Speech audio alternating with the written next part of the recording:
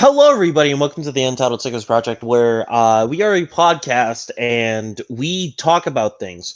I am Bears fan alongside four of my local co-hosts, maybe potentially joined by five. Car Sausage, Mastora, Jugger Bear, and Nickman. And we would like to let everyone know this is a podcast where we talk about stuff, but mostly sports. We would also like to keep in mind, too, that type in the chat. I'm being held at gunpoint, and I'm told if I don't tell people to type in the chat and be active in the stream, I'm going to get my liver stolen from me. So do us all a favor. Feel free to ask us anything. 9 times out of 10, we'll probably fucking say something to you. Unless you're like the 1% that says a really dumb question, in which we'll still answer the question because that's how much we love you guys. Yeah. Anywho. Real quick, before we get started, can we have a moment of silence for white people? Why? What the fuck? I don't know. What the fuck? But as usual, we'll start off with a welcome mat. So, today's welcome mat is going to be pretty interesting because unless someone else has something, I could say that I have a very interesting story. I actually have one. Go ahead. I have one. I have one and a half. I have one and then I have a half of one. The first big one being, I just want to say first the most generic thing I could say. Thanks for the support on the newest video, by the way. Huge thanks to the view count. Feedback has been absolutely incredible. I will take a lot of the feedback to heart, and I will do better, make better, and always be better. And yeah, just big thanks to everybody on the support. Appreciate it. That's my half of welcome mat. That's the half mile my full welcome mat. Spring football's kind of cooked. The leadership of the UFL has decided not to retain, well, basically, potentially 7 of its talented coaches, might be 6. It's not retained any of other coach. The only one that's been retained was the DC Defenders head coach, and he was an intern at the time. They've now given him the head coaching position. This league kicks off in 90 days, in like less than 100 days, and there's only 3 head coaches. Ted Ginn Jr., AJ McCarron, and I don't remember his name for Defenders. But yeah, and there's lots of other things that I'm hearing about for insider information. James Larson, really good for spring football as just in general. They are blowing up the entire rosters, and they are going to be drafting. They're going to be destroying all the rosters that have been built. So basically, the UFL is essentially getting a hard reset this year. Big note, quarterback Jamar Smith won't be retained by the Stallions, which I'm just dumbfounded by. Why the fuck, first of all, UFL, why the fuck are you blowing up the rosters? Like, for real. This is not how you build fan bases and players. Like, I know you're moving teams, like moving 3 of the franchises is one thing, and you renamed one of them to the Gamblers. Why the fuck are you doing another draft again? Like, I don't know. To me, this should not be rocket science, but yet here we are. They're trying to. I don't know what there is that they're trying to do, but seriously, a rumored draft with 100 days to go. Ted Ginn Jr., 0 head coaching experience. AJ McCarron, 0 head coaching experience. Why are this feels like a reset? What are we doing here? I would like to know your guys' thoughts, but like, what are we doing? I'll tell you what we're doing. the We're wrong doing it like thing. the Discovery Channel. Like your Dude, MVP last season signed a CFL contract. I gotta say, anybody else find it kind of really weird that there's this dude down in the comments section thirsting after Bears fan? Okay, no, but I don't know, man. I don't know, man. That guy seems pretty cool. We should keep him around. I was just saying, I wouldn't be surprised if at Chicago Stat Muse was kind of like, I don't know, if he puts you on his hear me out cake. No. But yeah, you want to know my thoughts on this? Look, man, the UFL already didn't have a great startup. The viewership was very high for a week or two, and then it went down again. The issue with spring football, people beg for it, but they won't watch it. And The the big thing thing is, to note, Tegan, they had week one. It's sort of weird. The UFL was like their highest viewed games were like in the latter end. The Friday night football was a very good idea, really good because it's like classic college stuff. It was very classic. The thing is, it's every decision that they have made since they've merged has been very, very bad. Like I don't even know if fucking that one guy from what's the fucking Disney princess movie? Dwayne Johnson? Dwayne Johnson, yeah. I don't know if Dwayne Johnson even has is having any say what's going on right now. You're going in with you want no head coaches. You're going in. I haven't even seen a schedule yet, and there's a rumored draft that you're going to be blowing up the rosters and you're going to be redrafting everybody again, and you have two head coaches with no head coaching experience, but you're picking them because they've got ties to the university of the state that they're in. yeah, I'm not gonna lie. The Rock has been fucking over a lot of people recently, and The Rock fucking over the UFL, especially after what me, Nick, and Jugger had to witness during John Cena's retirement tour, is a very not surprising thing when you think about it. There's a new guy there's a new apparent CEO too, and it's not. Yeah, Yasko brings up a good point. He says, how are they going to build a core fan base by doing this? I think they lost the opportunity doing that because of how they just completely dicked over the Michigan Panthers. They did. Like they should have found the league and Fox should know that fun fact. Michigan, right, was the only ones that saw an increase in population. That saw an increase, a really good increase. They were averaging 20K fans, and they threw that away. They averaged if Ford is really gonna, and they're gonna they said they couldn't figure it out because there's something like Fox wouldn't play it in Eastern Michigan or something. They didn't want to showcase. They wouldn't want to air any of the Michigan Panthers games if they were in Eastern Michigan. Like, come the fuck on! Some balls. Go to like Ypsilanti or Kalamazoo or like any of those places. Or just there's there's a soccer stadium coming to Grand Rapids really soon. It'll fit a UFL crowd really nicely. You'll sell out. I don't get this direction anymore.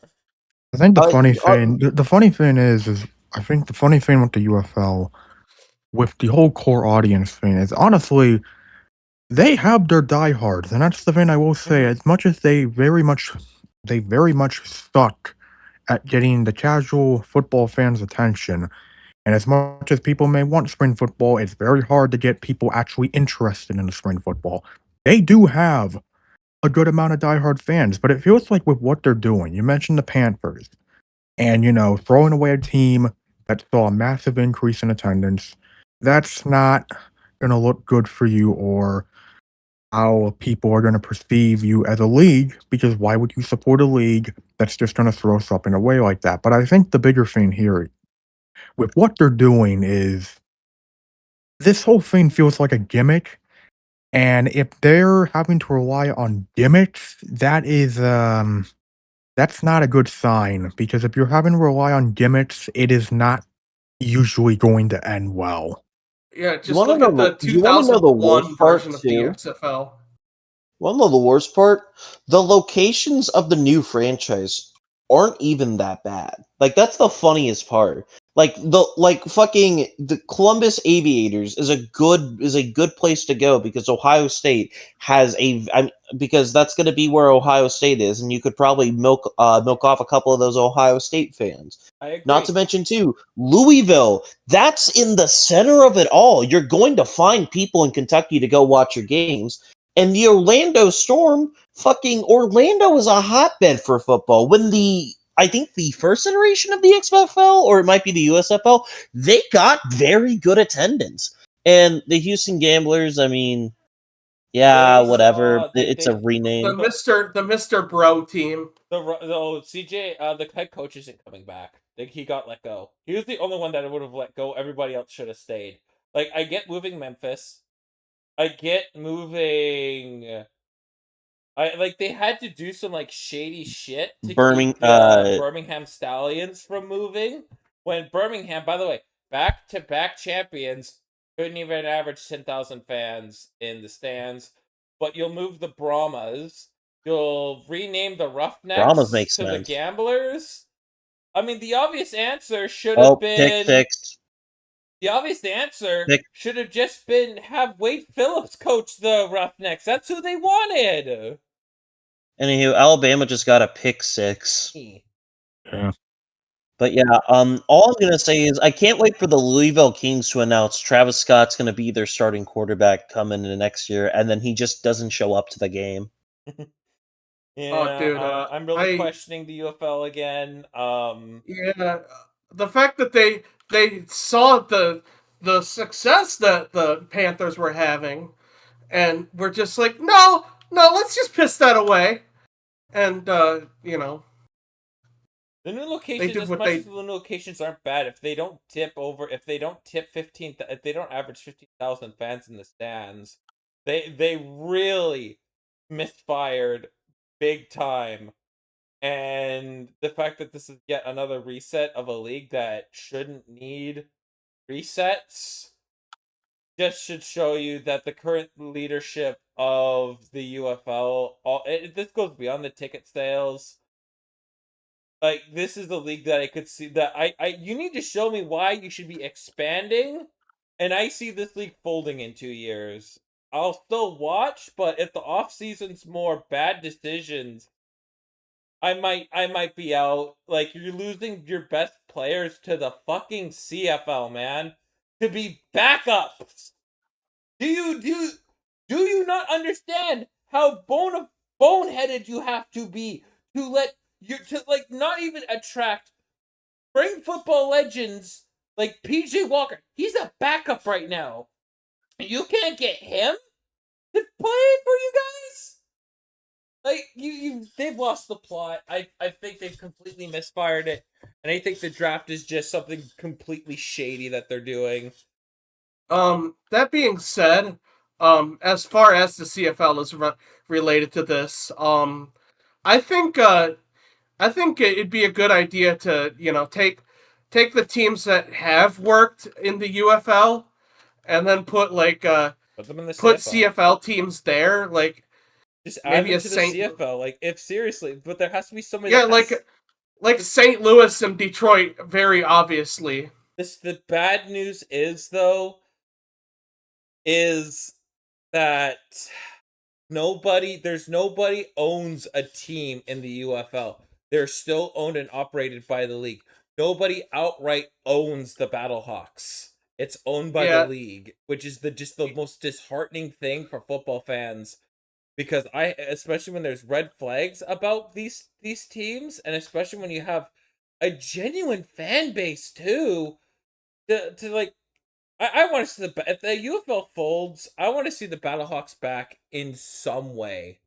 Yeah, in and some I want to iteration, see whether it be college, the NFL, or the CFL. I just want them to exist in just one way. They're fans that deserve a team there, and and I want to see it, and I want to see at least a football team in Grand Rapids. Like, we're gonna have the stadium for it too, so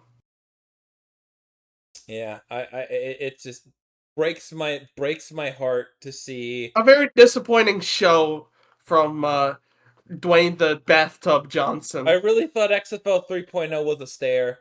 I thought the people behind the XFL 3.0 was a stare. The USFL was very stable. The merger just made so much sense. And ever since the merger, it's been bad decision after bad decision, and this is what we're left with.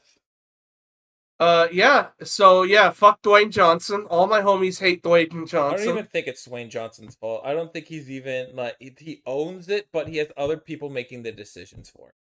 I just don't think he cares, to be completely honest. I think he sees it as a brand, he sees some opportunity in it, but outside of that, it's just not something for him to really, really put all that effort into, and, well, you're seeing the results of that. It's just, I don't know, I feel like the UFL has always been on borrowed time, and granted how much borrowed time that is, we still don't know, but I'm not exactly liking where it feels like things are heading. Yeah, definitely. And if this it's just a fails, shame because I have always liked watching spring football. It's just that all of the iterations I've seen of it have just been so poorly mismanaged, and I feel like blaming the fans for the ineptitude of the organizations of these franchises is just such a dickhead thing to do, in my opinion. I think one of the things that just stands out to me more, like, I look at all the local community events the St. Louis Battlehawks are doing in St. Louis, like, they're doing stuff nobody else is. How are you going, like, you need to get some loyalty from people in summer. How do you do that? Welcome to Orlando Storm training camp, where you get to meet some of the players. You get to shake hands with the coach. Like, Anthony Beck and AJ McCarron really embraced the fact that they were St. Louis Battlehawks. Like, they embraced the team completely. They embraced the communities. They embraced the cities that they played for. Like, when they spoke, the city listened. And to now, I look at the fact that AJ McCarron, he might not even, the Anthony Beck might not even coach the Battlehawks this year. If you can't have Beck coaching the Battlehawks this year, it's over. That's it. Look, I'm just gonna be real. The UFL most likely was probably dead on arrival as soon as we saw that none of the teams that were staying were most likely the picks for ego boost. Because what are you telling me a team like the fucking Brahmas are saying over a team like the Seattle Dragons? It's even more. I understood the location. XFL picks. Location be damned. They showed up. Seattle show for anything, but they've got major competition. It's again, my point stands. Ego boost for XFL teams. Yeah, that's ego what boost it was. for Dwayne Johnson. Yeah, I get it. Yeah. Just shut up and go back to talking about Cody Rhodes' dog again. Because, mind you, San Antonio had great attendance previously. Understood that one, but they didn't. They stopped the whole interacting with community thing, and I think people just lost attention over time. Like, it to me goes beyond like the bad ticket sales. they're not interacting with their community, and I don't even think people know that there's going to be football played in Louisville. There's going to be football played in Orlando. There's going to be football played in Ohio. In Columbus, my bad. In Columbus. I don't think nobody knows. And Well, I that's the mean, you thing were that technically correct they're in saying failing Ohio. on is That's been the biggest. You say that. That's also been the biggest problem for so long now. Is people have been complaining about how bad the local marketing has been for these teams. Like I've seen it time and time again. Even people who like to defend the UFL a lot, they all agree the local marketing has been horrible and it's not getting any better. Plus, why go to a UFL game if you're in a city like DC where you can just go see the Commander? I mean, go see the Nationals play for Beer extremely Snake. cheaper. It's the DC's got really The good culture. tradition. Really Yeah, outstanding. well, yeah, the beer cool. snake. Yeah, I know, better but, one like- would be Houston. A better one would be Houston. Houston's the perfect example. If the Astros are in town, right? You know who you're competing with, especially for the league. Like if you're competing with the Astros on opening weekend, no one's gonna fucking show up, right? It's again, there's decision. They're not thinking about it, and they're trying to let this league run its course, and it's being run into the ground. And we're all fans of the spring football here. This channel's origin started in the XFL 3.0. We did watch-alongs. We had great times, and now there's the engagement's gone. Why give a shit people about are gonna have to something that learn doesn't new give a shit about names. us? And yeah, Honestly, I think there's one way that the UFL can be saved, and no one's gonna like this, but simply put, you know what needs to happen? The NFL has to buy it. No one likes that. No one wants that. But that's the only way something like this will be saved. yes and no. It starts with community engagement. You have to be engaging with the community. You have to be like think the food drives, football camps for kids. Like start there. Or like radio shows where you can win free tickets or something. Start. Do people still do that? It's so simple. All you Yeah. have to do is just start. Start small. Start with food drives. Start with the I'm sorry, players I haven't, participating in food drives. Give them $1,000 to show up because it's marketing. It's just marketing 101. This is how We tried. successful the Battlehawks have been, but no other franchise has done it. I think you Yeah, start with Mark because, like, I guarantee you, if the NFL buys it, this is the first thing they would tell you. They would say, "You guys got to start with your community engagement. This is how you start." I don't think the NFL buying it does save it, but does the NFL have to? No. They don't. No, they That's don't. the But here's the problem. thing. It wouldn't be that expensive. You're right, but do they have to? You're telling a bunch of greedy old grandpas to invest into this. We saw what Tom Dundon did. He just bought it for the he just bought it for the betting technology. That's what he bought it for. He didn't care about who won. He bought the AAF for the money behind it, the gambling tech behind it. He didn't care who won.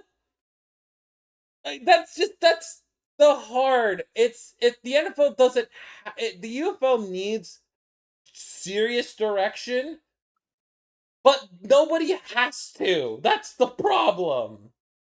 It's Every also to a billionaire quote on the what planet can see that this is the collapsing lung, and it's with the people who are in charge of the decisions.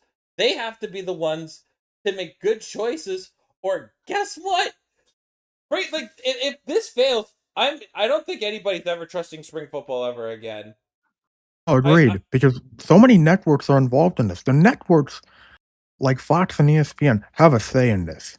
If they cannot even make that work, it's never gonna work if these guys Yeah, cannot make it work. I'll probably say something about this now that I'm actually motivated to make real videos again, but yeah, I feel like having to tie yourself to like a bunch of these networks is like no name affiliates like so many games on like FX and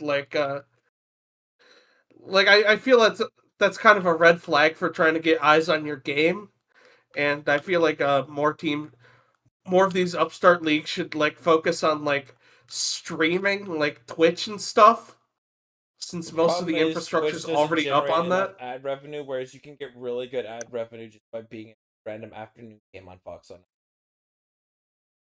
That's the problem. Yeah. By the way, I want to go back to the whole NFL point because Josco brings it up. They would make it into a minor league if the NFL was to even have any interest in buying the UFL. That would be basically the only purpose they have for that. And I wouldn't mind that as a minor, I wouldn't having mind it at that as a all. I minor would league, love the especially if Wouldn't they mind NFL. it use it either. as a, I would love the NFL just to make especially it if a they minor were league. to, Broadcast this shit on YouTube. Just broadcast it so just get as many eyeballs on it as possible. Look what the PWHL has done. They started streaming on YouTube, and they garnered a lot of good, excellent attention from it. Yeah, I mean, absolutely. I mean, it's like, not to mention, it would be a great way to tap into markets that the NFL hasn't already gotten into, like places like Portland or like fucking uh San Antonio or uh Grand Rapids or It's all Milwaukee. there, but the whole thing is the NFL again, unfortunately, doesn't have to, and college already does that. But yeah, So that's put me in, Roger. I can fix this. exactly. I mean, at the I York, I think at the end of the day, we should not ever trust billionaires to do the right thing because this is pathetic. I want my spring football, but like if we have to wait till the CFL starts up, then so be it. But I think the spicy take I have, if you want to be a genuine feeder league to the NFL, you have to start right when the Super Bowl ends, so you can get players in at OTAs and rookie training camp. Because that's And you want to know how something? You want to know how you do the 8 teams? Because it's very simple. Have the NFC North, NFC South, NFC East, NFC West, and same thing for the AFC. Have all of them be one big team for those minor leagues. Each team has an affiliate, and they all just play together. Yeah, do we'll that see. until you I have enough think the only way to support do it for. to do that is you do one team from. You would have to look at the least likely to be rivals. I don't know. I think there'd be too much meddling in there for depth, for even depth pieces. I think at the end of the day, you have to start this right when the Super Bowl ends. Get players into rookie minicamp and OTAs as much as you can. Because the important thing to note is the well for players to make NFL rosters has basically really dried up. Not many people who play a full season in the UFL make the 53-man roster. Yes, some not there was like a very small handful that made the practice squad, but that the well's starting to run dry here. And that's the thing that is something I've noticed. The amount of players that have been on NFL rosters where it's the practice squad or the final 53-man roster has greatly decreased ever since the UFL has been one. And we have players picking the CFL over the UFL. Oh wow! Looks like the Mastora just posted a story on Instagram. Huh. Anywho. Anyways, I think we should move on, but that's kind of... Yeah, well, first things first, I feel like it's better to talk about the college football playoffs since now I feel like even though we're watching a game currently right now, I do feel like it would be nice to get our general predictions in. So, welcome to the Sickos predict the college football playoffs. I mean, technically, we could still predict it now since Alabama and Oklahoma are tied. Let's go team by team. I mean, let's go person by person. Spencer, who do you have winning the national championship this year? Indiana. And why is that? Well, because I saw some some dude on TikTok saying they're gonna go all the way, and he predicted it by rolling two D20s together to generate a final score between two teams. Based. And through all that, he determined that Indiana would win the whole thing, and apparently it would be Indiana versus Tulane in the national championship. Alrighty. Hmm. Proceed. Luke. I have Ohio State. Guys, Ohio guys, State on the has- count of three, we boo them. 1, 2, 3. Boo! Boo! Boo! I'm sorry. I think differently from the rest of you. Unfortunately, I think Indiana. It's gonna be a rematch between a Big Ten rematch. Indiana and Ohio State. I don't know. Ole Miss and Georgia feel like frauds. Whoever wins these games next, like the only interesting one is Texas Tech, but I think Indiana beats Texas Tech in the semifinals, and whoever's playing Ohio State in quarters and semis, I don't think they have a. I think it's Ohio State over Indiana. Okay. Jugger Bear, who do you have winning the national championship? Thank you, Jugger Bear. Nick, who do you have winning the national championship? Honestly, I really narrowed it down. There really is just. I feel like I've narrowed it down to three teams that I think I've had my eyes set on who could win. Mainly because they have all the talent. They have the talent on offense and the talent on defense to do so. But they also have the experience of being here and knowing what to do. And personally, I think the three toughest ones right now are Indiana, Ohio State, and Georgia. These three teams. And don't be surprised if there is a matchup featuring two of these three teams that takes place in the semifinals. I think that's very, very likely to happen, barring some chaos in the college football playoffs, which isn't out of the question, but you never know what's gonna happen here. But I think one of those three teams. Reason I'm not including Texas Tech is that just as good as their offense and defense has been, they don't have the experience that the three teams I mentioned have. And granted, I think Texas Tech will still be a very dangerous threat, but I just don't think they're ready just yet to over overshoot like a team like Ohio State, Indiana, or Georgia. That's fair. Well, for those in the chat, let us know who you think while I ask mine, because we will be looking at some of them.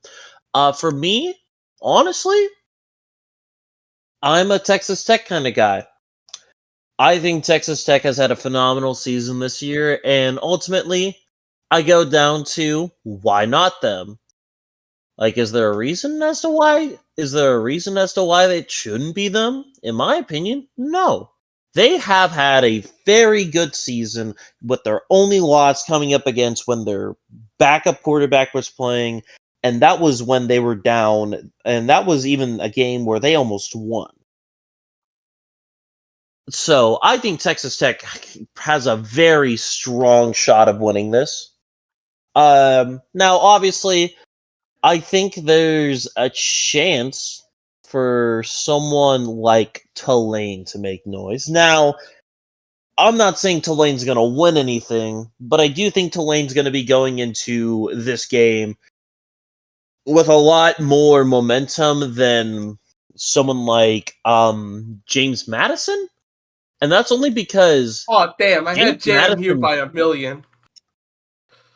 look, man, all I'm saying is people are forgetting Ole Miss doesn't have a head coach. Is Trinidad Chambliss playing tomorrow? Yes. Okay, I'm changing Yes. it I'm changing it to Ole Miss. I wasn't so sure if he was playing. Yasko has their top three in.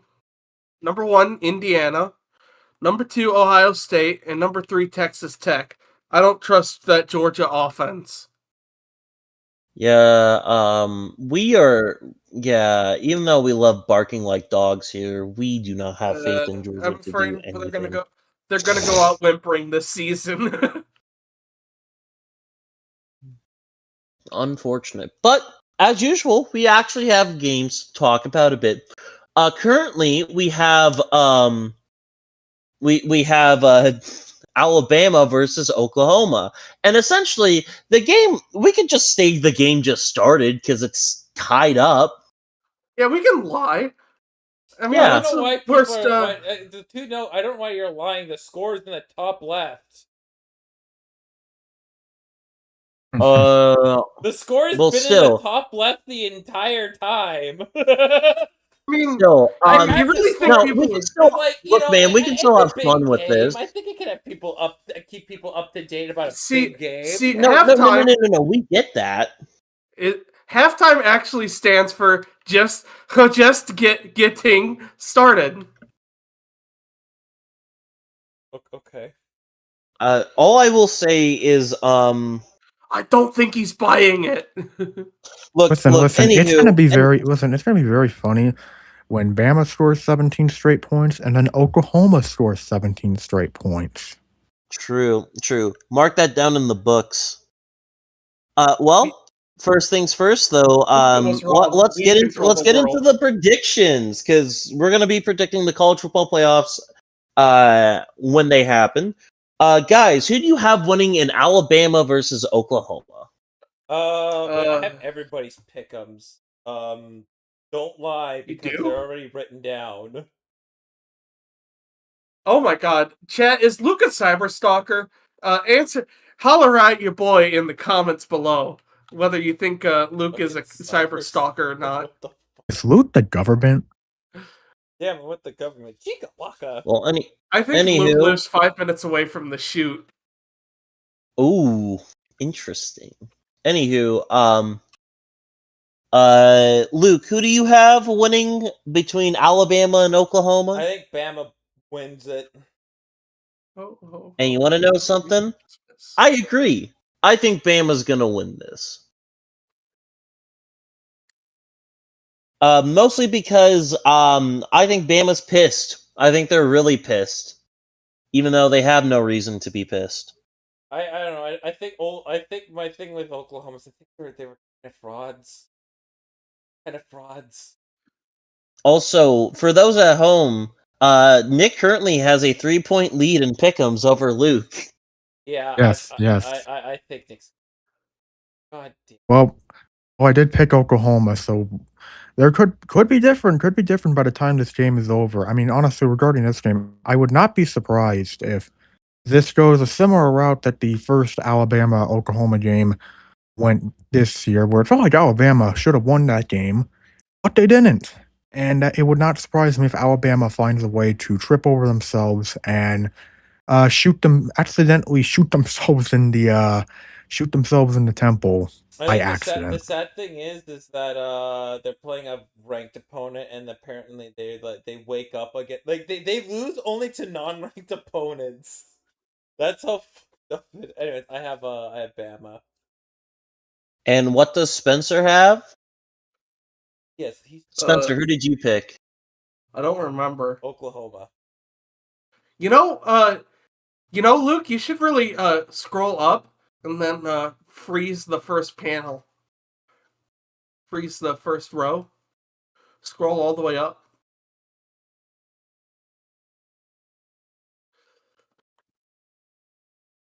Yep, and then you go into view. View. It's next to edit under 2025 Pick'ems. Freeze. And then one row. Run. There you go. Isn't that so cool, Luke? Honestly, I've been doing it. I've been doing it by memory for so long. I don't know. It makes it easier for me to read, at least. Okay. Yeah. Well, Spencer picks Oklahoma, so we have a split decision. So you know what that means. I don't have a funny soundboard, so I'm just gonna look up the first thing I see when I see split on my soundboard. No, not that one. Anywho, don't matter. Oh, No, no, no, no, no, no, no, no, no, no, no, no. Anywho, up next, Miami versus Texas A&M. I picked Texas A&M. Spencer, what are you going? I am going with Texas A&M because I don't trust Mario Cristobal at all. I agree. Nick, what are you going with? I went with Texas A&M for the exact same reason that Spencer went with. All right, and Luke, who are you I going? actually went with Miami because I don't trust Texas A&M. Okay, I feel Luke, like Texas is A&M Luke the has lone had. wolf in this situation? Luke's the lone wolf in this situation, so you know what that means. You ready for some adrenaline? Baby, Fuck you! No, hold on. Fuck yourself. I think Texas A&M had a really easy SEC schedule. Yes, they played Notre Dame, but I think this game is going to be this game's going to be on my absolute cinema list. Or someone's getting blown out. There's no in between. No, I think what's gonna happen is it's gonna come down to one, like, the most stupid, dumb play possible on the Oh, no, last play of the game. I think Adam Levine's going to come out and lead Texas A&M to victory. Just like animals, balls fucking kill me. Like, I know that one got Nick because Nick got real fucking quiet. It's gotten me before. It did not get me this time because I do not need to imagine Adam Levine doing that. Nobody needs to imagine that.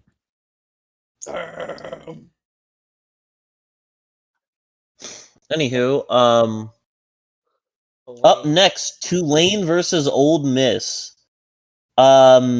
Luke, who did you pick? I swapped mine to Ole Miss. I didn't think Trinidad Chambliss was gonna play this game. But he is confirmed to play the game, so I swapped my pick to Ole Miss. They like Ole Miss fucking destroyed Tulane the first game that they played each other, and unfortunately, I think it will be closer, but I want the Green Wave to do well. I really do, but I think there's just a giant talent diff at Ole Miss. Not a whole lot of guys have said they're not. Haven't heard anybody from Ole Miss's side that says they're not playing this game. So I see this as basically business as usual for Ole Miss. So I think they can win this game. The question is, what does next week? I think next week it's very different, but I think Ole Miss wins this by multiple scores. Nick, who did you pick? I went with Ole Miss because honestly, like, I think it's gonna be. I can see it being a close game.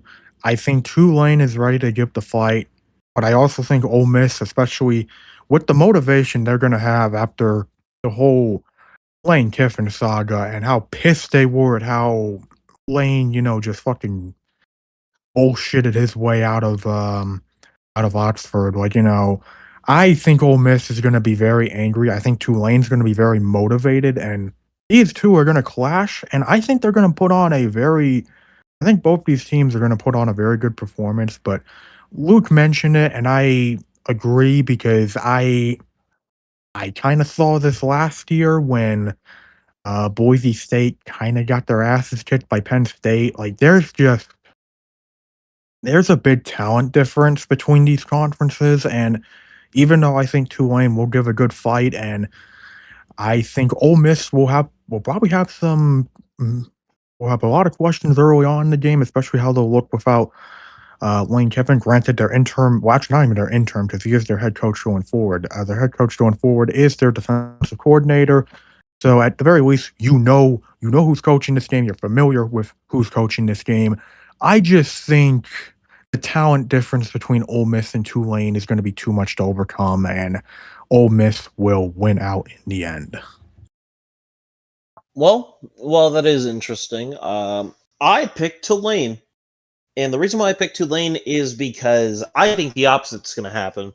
I think Ole Miss is completely fucking demoralized. I think they have given up on this season, and I personally think that at this point, most of those kids are just ready to go to LSU. Is that That, weird? If it would that's have been not the the case, vibe they I'm would have getting, opted out of though. this game. I think if that's the case, they would have literally opted out because the transfer portal's open like right now.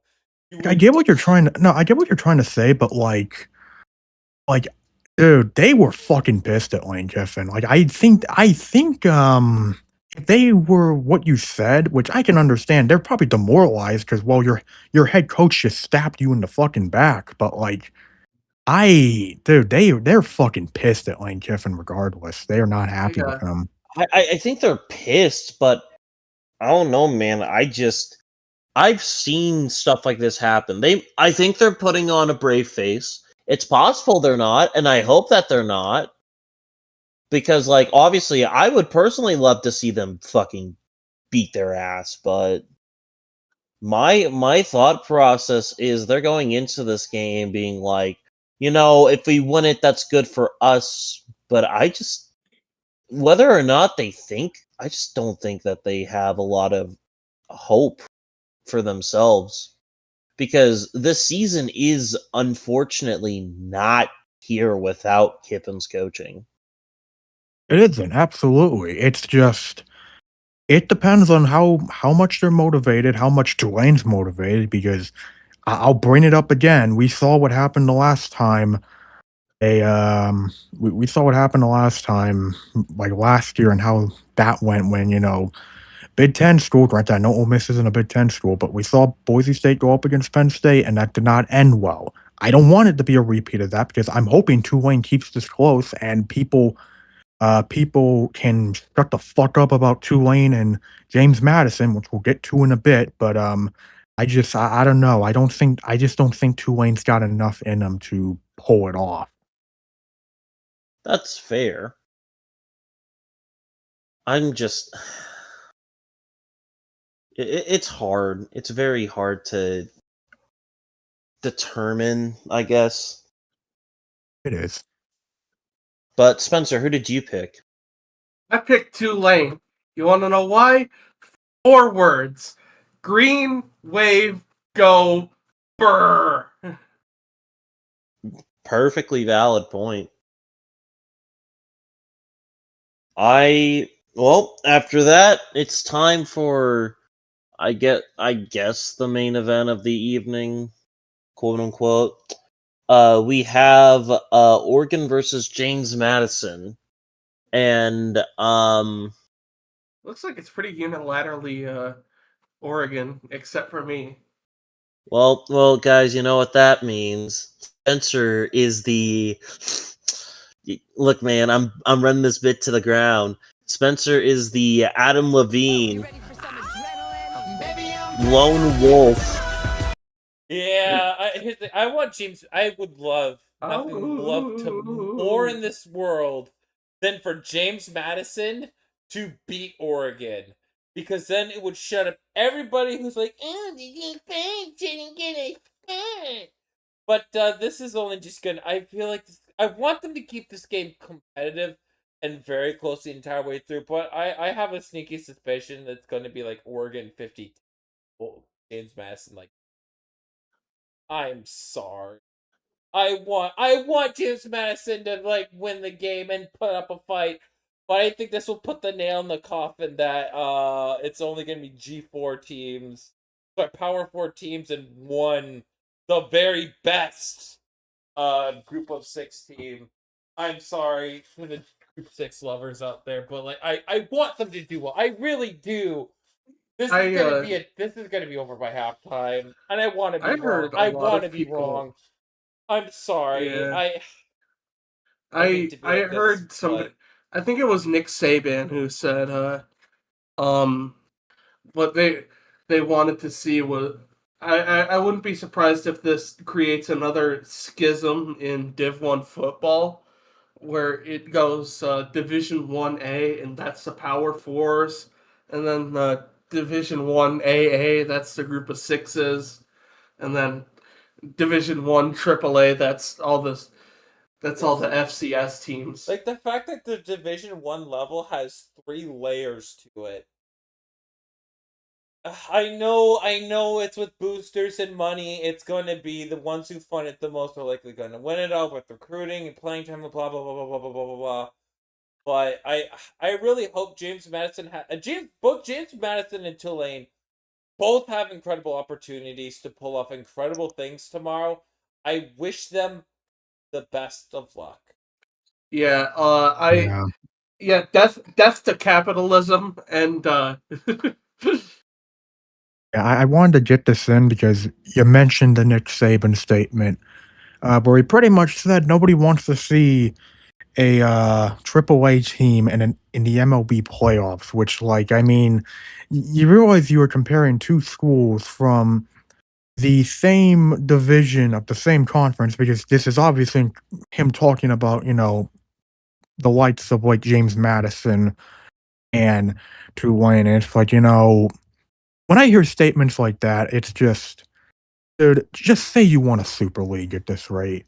Like, it's so fucking obvious. And granted, I think it's a little more disappointing when it's not just ESPN personalities saying it, but it's technically he's an ESPN personality now. But when you're hearing Nick Saban say it too, it's like, okay, man, okay, like, because it really does feel like the personalities on ESPN and Fox as well, they really just want the brands. They just want to focus completely on the big brands of college football.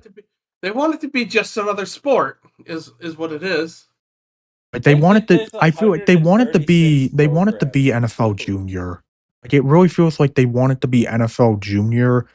And just the fact that, whenever Tulane, a James Madison, or hell, even some P4 schools that, they don't want to talk about, you really notice when they don't want to talk about them because they make it very obvious they don't like them. And it's just, God forbid when Iowa State was good and they had to spend like an obligatory 30 seconds on them. Or, yep.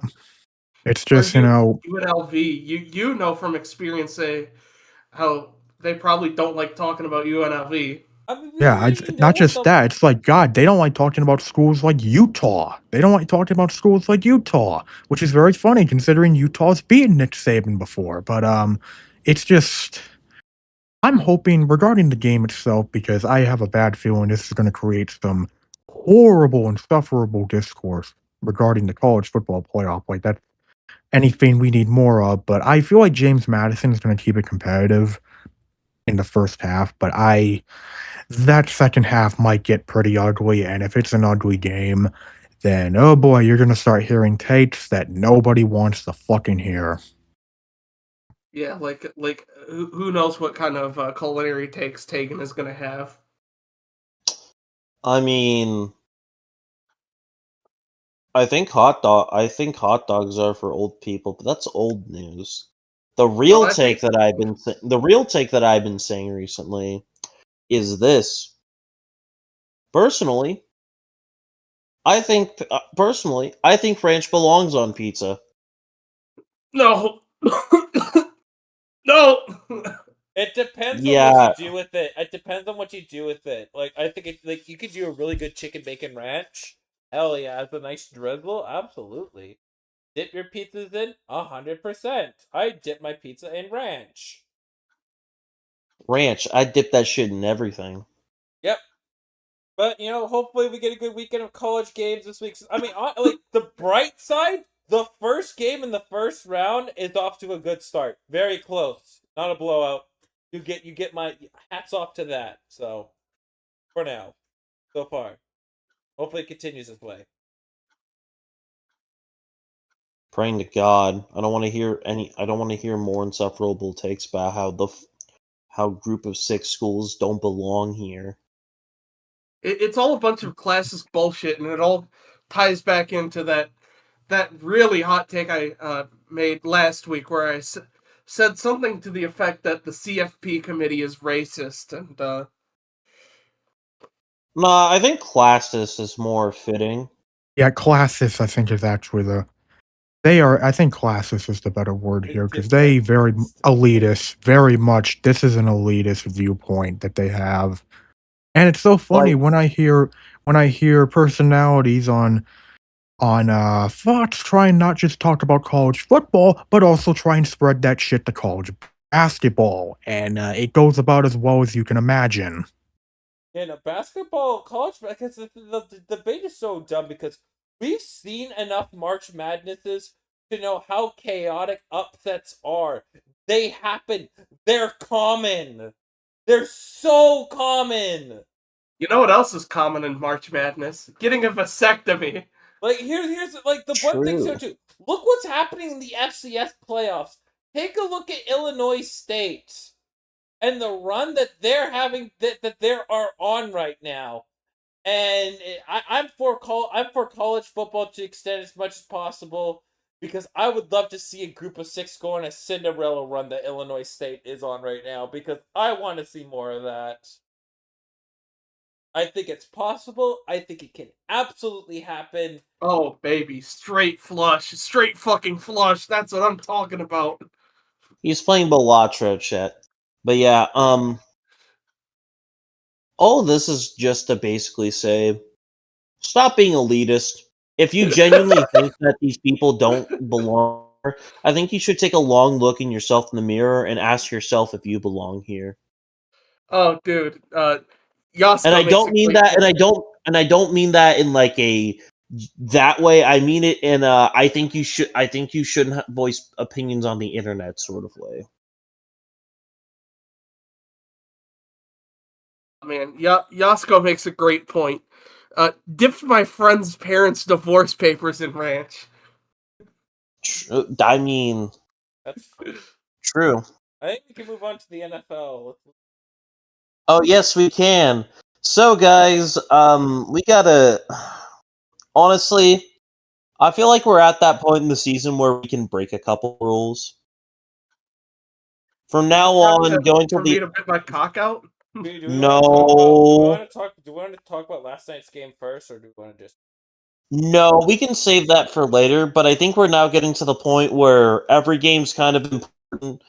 This is more just general playoff synopsis. I We're see. gonna So, we're like, if there's no comment, we just say a thing and then just go next. Got it.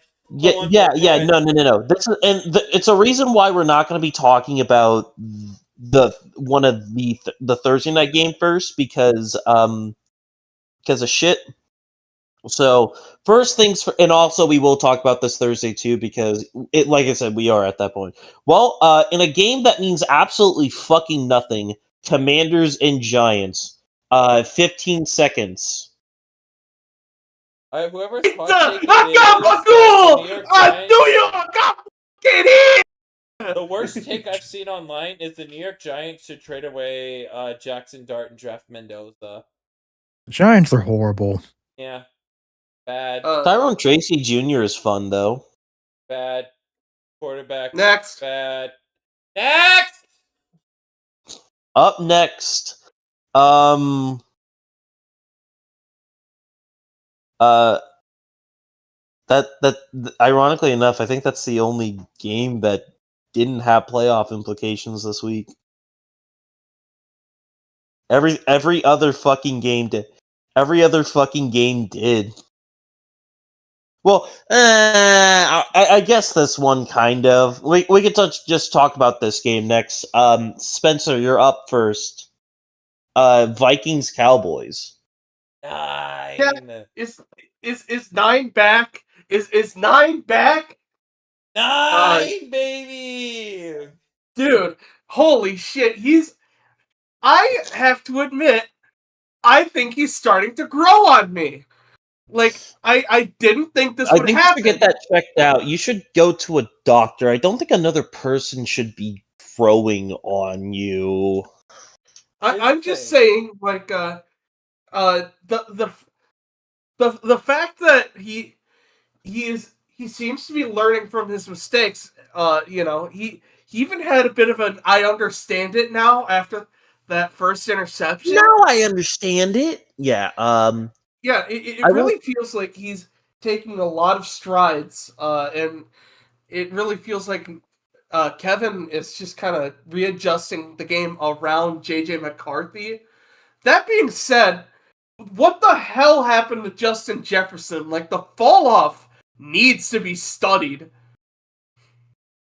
Jalen Naylor is. I mean, think I about think it. it's You a have Jordan chemistry Addison, thing. Justin Jefferson, and Jalen Naylor. He can't remember what first name he's supposed to throw to. I think No, it's here's the a thing. He's chemistry getting it right. thing. He's getting it too, Jefferson. It's just he has the bad case of the oops, I dropped it. Oh, so he's got the yips. Yep. Yeah, he's got the yips. And yeah, McCarthy's quarterback rating actually goes down when you factor in Justin Jefferson. Yeah, I mean, maybe they just have anti-chemistry. Happens. It could. I think I mean, this. Justin Fields and Allen Robinson. Granted, Fields was ass, but Justin Fields and Allen Robinson had anti-chemistry. Yeah, I Allen think. Robinson wasn't bad. Yeah, I think these last 3 games for the Vikings are really going to determine the future on what we do with Justin Jefferson, like whether we keep him on the team or we see what we can get for him at the at as a free agency market trade. I don't think so. I think the Vikings would be kind of ridiculous for me personally for them to trade him. It's his first bad year in the NFL. I think he can get a pass, especially considering he's working with a quarterback he probably has never worked with before. And I get he did well with Darnold. Darnold, we saw on Thursday Night Football. Darnold is inconsistent at points. There are times where he just won't target a wide receiver for a while, and then he just fucking targets him every single play, you know. We'll get to that later.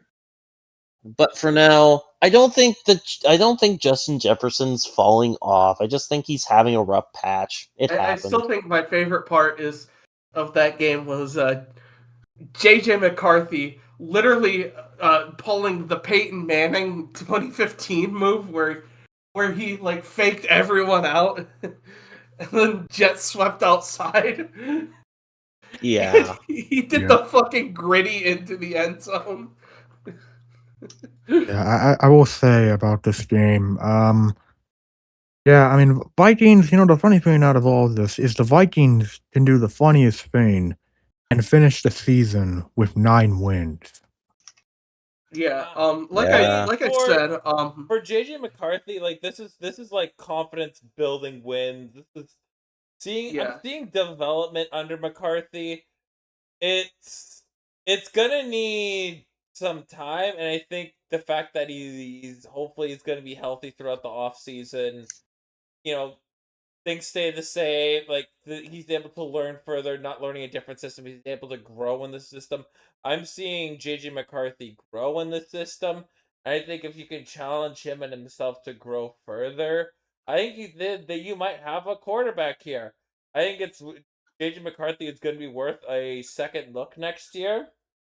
And again, a strong point would be for the Vikings to finish with 9 wins, and I can't look at the number 9 without giggling like a toddler. Thanks. Well, my thing is, it's two things it's two things. On one hand, I hope the Vikings do good because then the Vikings get a worse draft pick, and at the same time, I get to see my friend Spencer happy. But at the same time, if the Vikings look good and JJ McCarthy just turns out to be a fraud still, that's also very good for me too. Because at the end of the day, that means JJ McCarthy went on a 9 sanity run and he's stuck here for 9 more years. So either way, I'm happy. Also, Nick, if we somehow are able to knock the Packers out of the playoffs with that last game, there will be a part 2 to that Joker video where we do the scene where the Joker shoots Murray, but it's 9 shooting LaFleur. All right. No, will do. 9's throwing a football at LaFleur. Hmm. But yes, Other thing to note about this game. Yeah, Dallas says Dallas still has an offense. They do not have a defense. That's been the theme of their entire season, and it is not changing no matter how much Flus wants to go back to his cave. You're the worst one, Mr. Flus. The funniest part about this game too, it's not even like they had like Dallas didn't even like score a fuck ton of touchdowns. I mean, they got one on the ground. I mean, they got two on the ground, but like Dallas just looked off. CeeDee Also- Lamb's good, but like everyone knows that. Also, shout out David Miller. We got a fullback touchdown in that game. True. All of this is to say, Dallas is basically eliminated from playoff contention. They're not eliminated yet. We need to clarify, yet. I know you're not officially eliminated, but in my heart, you're eliminated. Yeah, you're a goner, Mr. Flus. Yeah. I mean, I hate to say it's over when it's over, but like in my heart, the Cowgirls are eliminated. It's like catching them. It's like catching them throwing erasers at another student, but like you didn't see them do it, but you know they did. So it's like one of those things. So we're just kind of like sitting here being like, okay, we're gonna look at the footage real quick, and when I see you throw that eraser at that kid, we're gonna throw you into detention so fast. Yeah, that just makes me think of that Dokes meme. It's just like I know you threw the eraser, but I can't prove it. True. Anyway, should we get to why Dallas is about to be eliminated? Hey Nick, I have a question for you. Yeah. What's black and silver and makes you feel dead inside? Tom Brady. No, Nick, that's the Raiders. Yes, I'm aware. I am just saying random things because it is funnier than me just basically saying the Raiders, because the Raiders, to quote what Noah told me, how does this team not make you want to gouge your eyes out? Yeah, that this is I've seen plenty of bad teams. I've seen plenty of bad Bears teams over the years, and yet for as bad as they have been, and for as bad as I have seen so many Raiders teams over the years, this is the worst. This is the worst football team I've gotten to watch a lot of football games of I have ever seen. This team is a fucking abomination. This team is literally committing war crimes on the field, not by committing actual war crimes, but by just going out there and playing 60 minutes of football, going home and pretending it never happened, because that is literally what happened with this Raiders-Eagles game. It was literally one of the quickest games in NFL history because it was pretty much done by 12:30.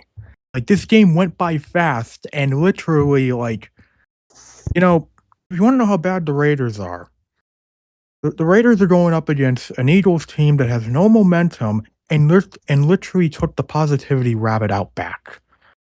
You're going up against them, and certain someone here thought the Raiders could have a chance. A certain someone did.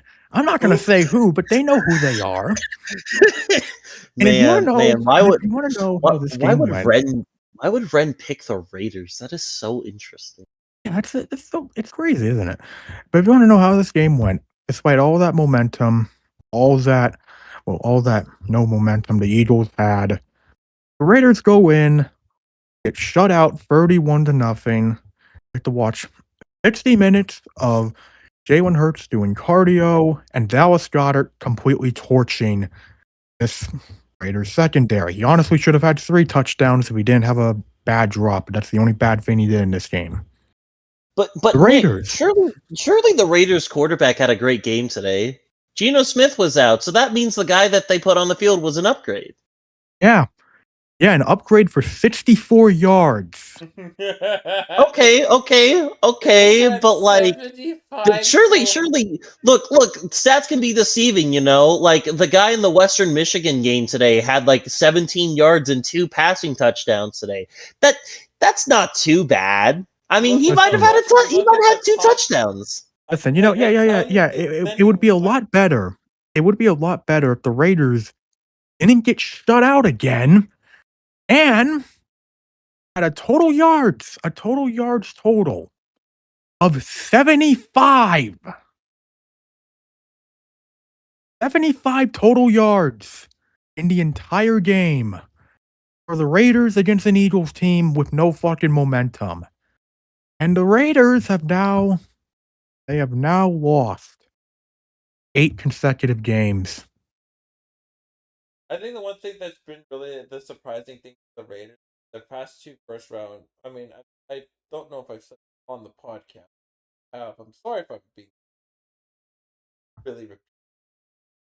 I think all the luxury goods that they've gotten through, whether it's been Brock Bowers, Ashton, first round draft picks, and like they're the full offense. I mean, to be fair, they have 2 generational talents on that team. They just don't have the means to get the ball anywhere. You literally just have to hand the ball off to one of them. Okay, to be fair though, that Raiders O-line is fucking terrible. It is, and I might as well get into the other thing I wanted to bring up. Brandon Carroll is one of the worst O-line coaches in NFL history. Like, I think that's a fair thing to say because every O-line he's been a part of, whether it be with the Raiders this year, Washington Huskies, or the Seahawks, it's been fucking terrible. Like, this is some peak nepotism that I feel like I'm really starting to realize why for so many years it felt like the Seahawks O-line could never be fucking good. Like, I'm starting to think there's a Pete Carroll elephant to why that would be such a massive problem. Address me. But Nick, surely the Raiders defense did well. Jalen Hurts got to do free cardio out there. There is nothing that can be done. This is literally this is fucking pathetic. Like, the only reason the Raiders even have wins this year is because New England was week 1 and they faced Brian Callahan. That is the only reason they even have 2 victories this year. Every other week has been genuinely some of the most painful football you will ever witness. And I feel so bad for Noah because he's going to have to watch the Raiders again this week. But Nick, AJ Cole's elite. Your punter's elite. He's the best punter in the league. Yes, and I wish he was the quarterback. Which we couldn't do worse. Just thinking back to that classic Jeff Saturday tweet, Raiders look terrible this year. Well, there's no use in salvaging the Raiders. But you want to know a team that is salvageable? The Tennessee Titans. That being said, 37-24 loss. It's not as lopsided as the score would lead you on. True. Like, the Titans, Cam Ward had an efficient game. Stat-wise, it looks terrible. But if you want to know how the game went, there's a Twitter video that accurately describes the experience Cam Ward has to go through. And I just wanted to say, Jeffrey Simmons might be the best wide receiver they have on that team. Yeah, they definitely need to do like some soul searching at wide receiver. Which is funny, 'cause they have a bunch of rookies, so I can't necessarily blame them, but like, Shamir Dyke was this guy, or DK, not, is it Dyke or DK? I don't fucking know. Well, Regardless, you gotta be he, careful with saying dyke because that's a slur for lesbian people. look, man, he's been rough this year. He has been very rough. There's been games where he's looked very good, and then there's games like this where he had a wide open moonball from him, and he does the Jonathan Mingo experiment and just completely overcomplicates a simple catch and drops it. But hey, Gunnar Helm is apparently very good on this Titans team. Meanwhile, the San Francisco 49ers, how are they alive? How? I don't know. I'm my only guess is that they have like some kind of like black magic going on. Resilience. It's all Yeah. resilience, and that's what makes winning teams so special. The more resilient you are as a team, and that's something that the Niners are. They are resilient. They never say die. What's this? Brock Purdy goes without. We'll just throw Mac Jones and we'll be just fine. This is about how fantastic of a coach that Kyle Shanahan is, and how much I wish he would go to him. Both him and Sean. Well, no. We'll save that for later. But Kyle Shanahan is a fantastic coach. This is what this team is built around: coaching. The most valuable. Presumably, you don't have the same thoughts about the most feared man in nowhere, Jonathan Gannon. Yeah. Well, let's get to the two other teams with already eliminated teams. Or well, I guess there's three. Let's talk about the ass whooping. The ass whooping of Houston. Guys, the Texans are really fucking good. They're back. They are Yeah, phenomenal. I think we wildly underestimated them. You know, like yeah, we like very much are like we wrote them off way too quickly this year, and I think that was a huge mistake. They got hot. I agree. They did. I think I still have some questions about the offense regarding consistency and all of that, but I think I've said this before. The script for the Texans is quite simple for what they got to do to win. Don't turn the ball over on offense, and the defense just has to do their job, and they're going to win their games. And that's what the Texans have been doing. And granted, when you can go out there and score 40 points, that makes the defense's life a whole lot easier. Oh my god, you know what this team is? It's the fucking 2000 Ravens. Welcome back, Joker Bear. Maybe. Hello, chat. Well, believe it or not, guys, I actually one quick thing. Jacoby Brissett is more of a franchise quarterback than Kyler Murray. That is just a confirmed. That is a truth nuke at this point. It's a nasty divorce that needed to happen. Both Kyler, the fucking midget, and another quarterback that we're gonna be mentioning. They just need to. It's a messy divorce. Yeah. Yeah. Kyler Murray, get ready to learn New Yorker, buddy. Look, man, Kyler Murray is getting the shorthand. Joke aside, He's going to Miami. He's going to fucking Miami. Stuart Little, man. And Arizona's gonna get a fish sandwich. Nah. Oh, we'll get to the fish sandwich. Oh, we'll get to him. Guys, believe it or not, though, that wasn't the biggest blowout of this week, or well, in terms of like absolute bitching. Guys, Jacksonville may be scarier. Houston's scary, but I saw Trevor Lawrence throw for get 6 touchdowns on the day. Granted, it's the Jets starting Brady Cook, but that was a fucking wallop, dude. About to ask. I mean, the Jets did just sign some quarterback to their. I like what the Jags are doing. I think we're getting to the point in the season where you want to see things for teams just start stringing together. And I think with the previous two teams, the Texans and the Jaguars, things are starting to string themselves together. So, Oh yeah, that's a good sign. You know, we often forget, like, you don't make the playoffs in September. You don't make the playoffs in October. Ever since we've gone to 18 games, I think the more you look at how your December matches play, that often determines whether or not you'll make the playoffs this year. I think it's, now I'm not so worried about how you play in September.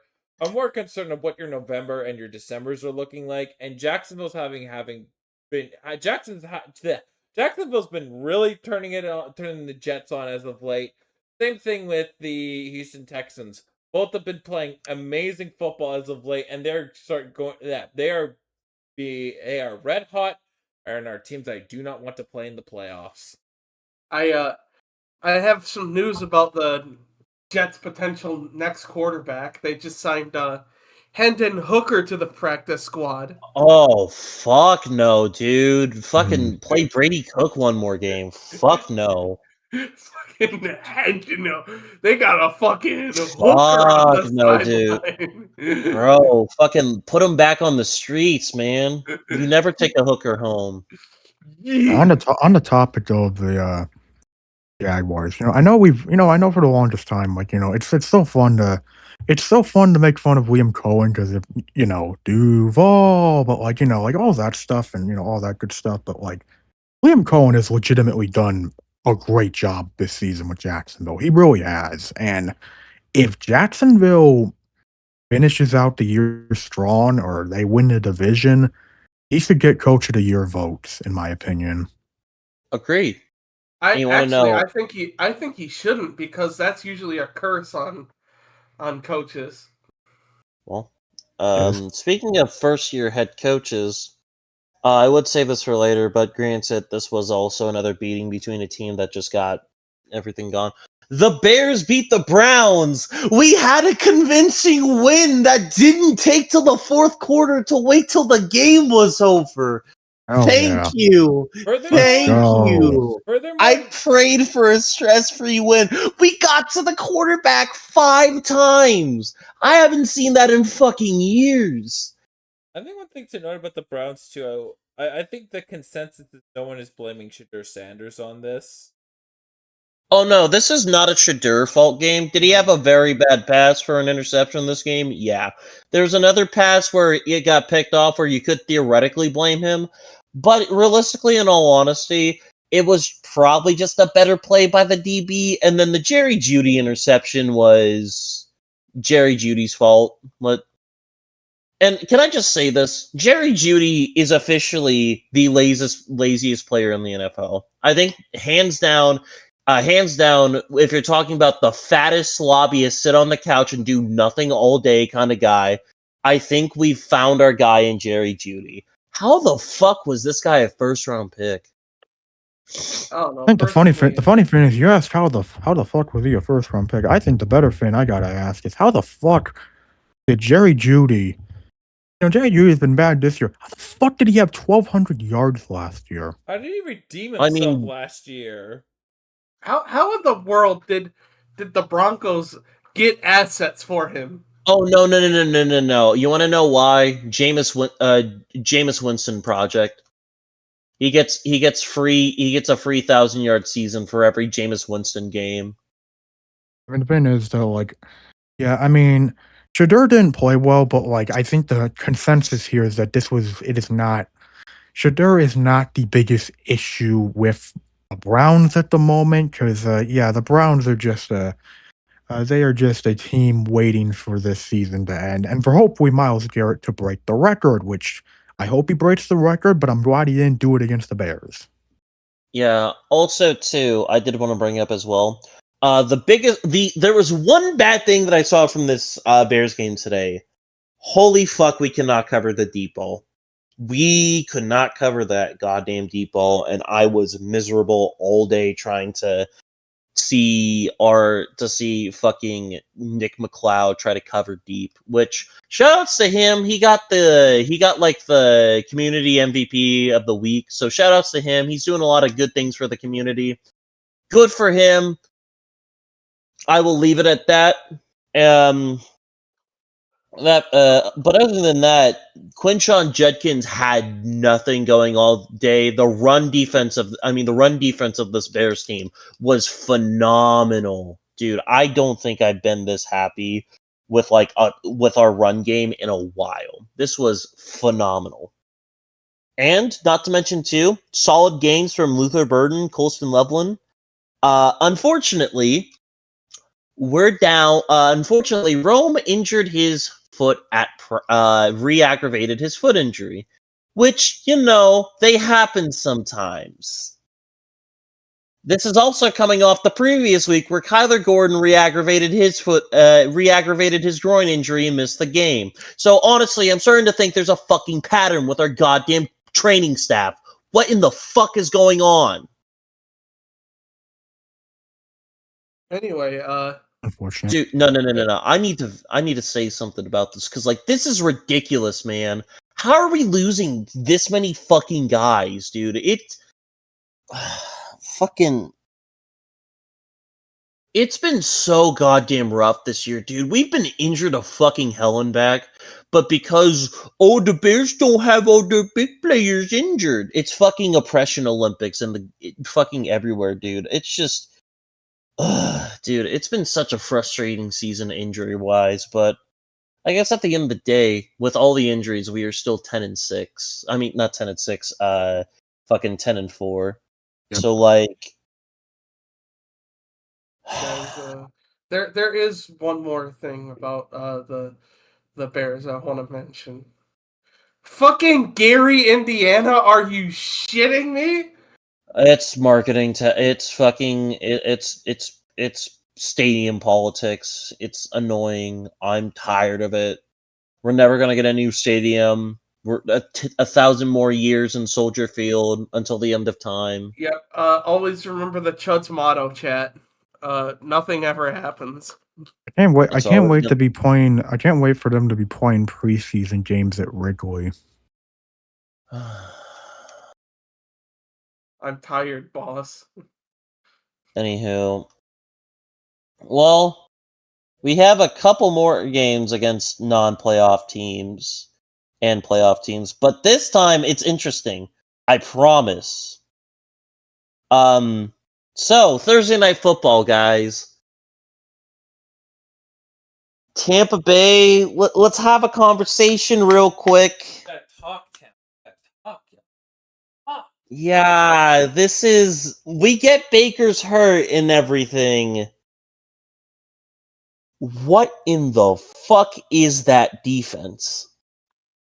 Kirk Cousins took your ass behind the woodshed, bent you over their knee, unbuckled the belt, and just went wham, wham, wham, wham, wham, wham on your ass, on your cheeks. The most indicting thing of all this is that the Bucks lost to a team, or not just lost, you blew a 14-point lead.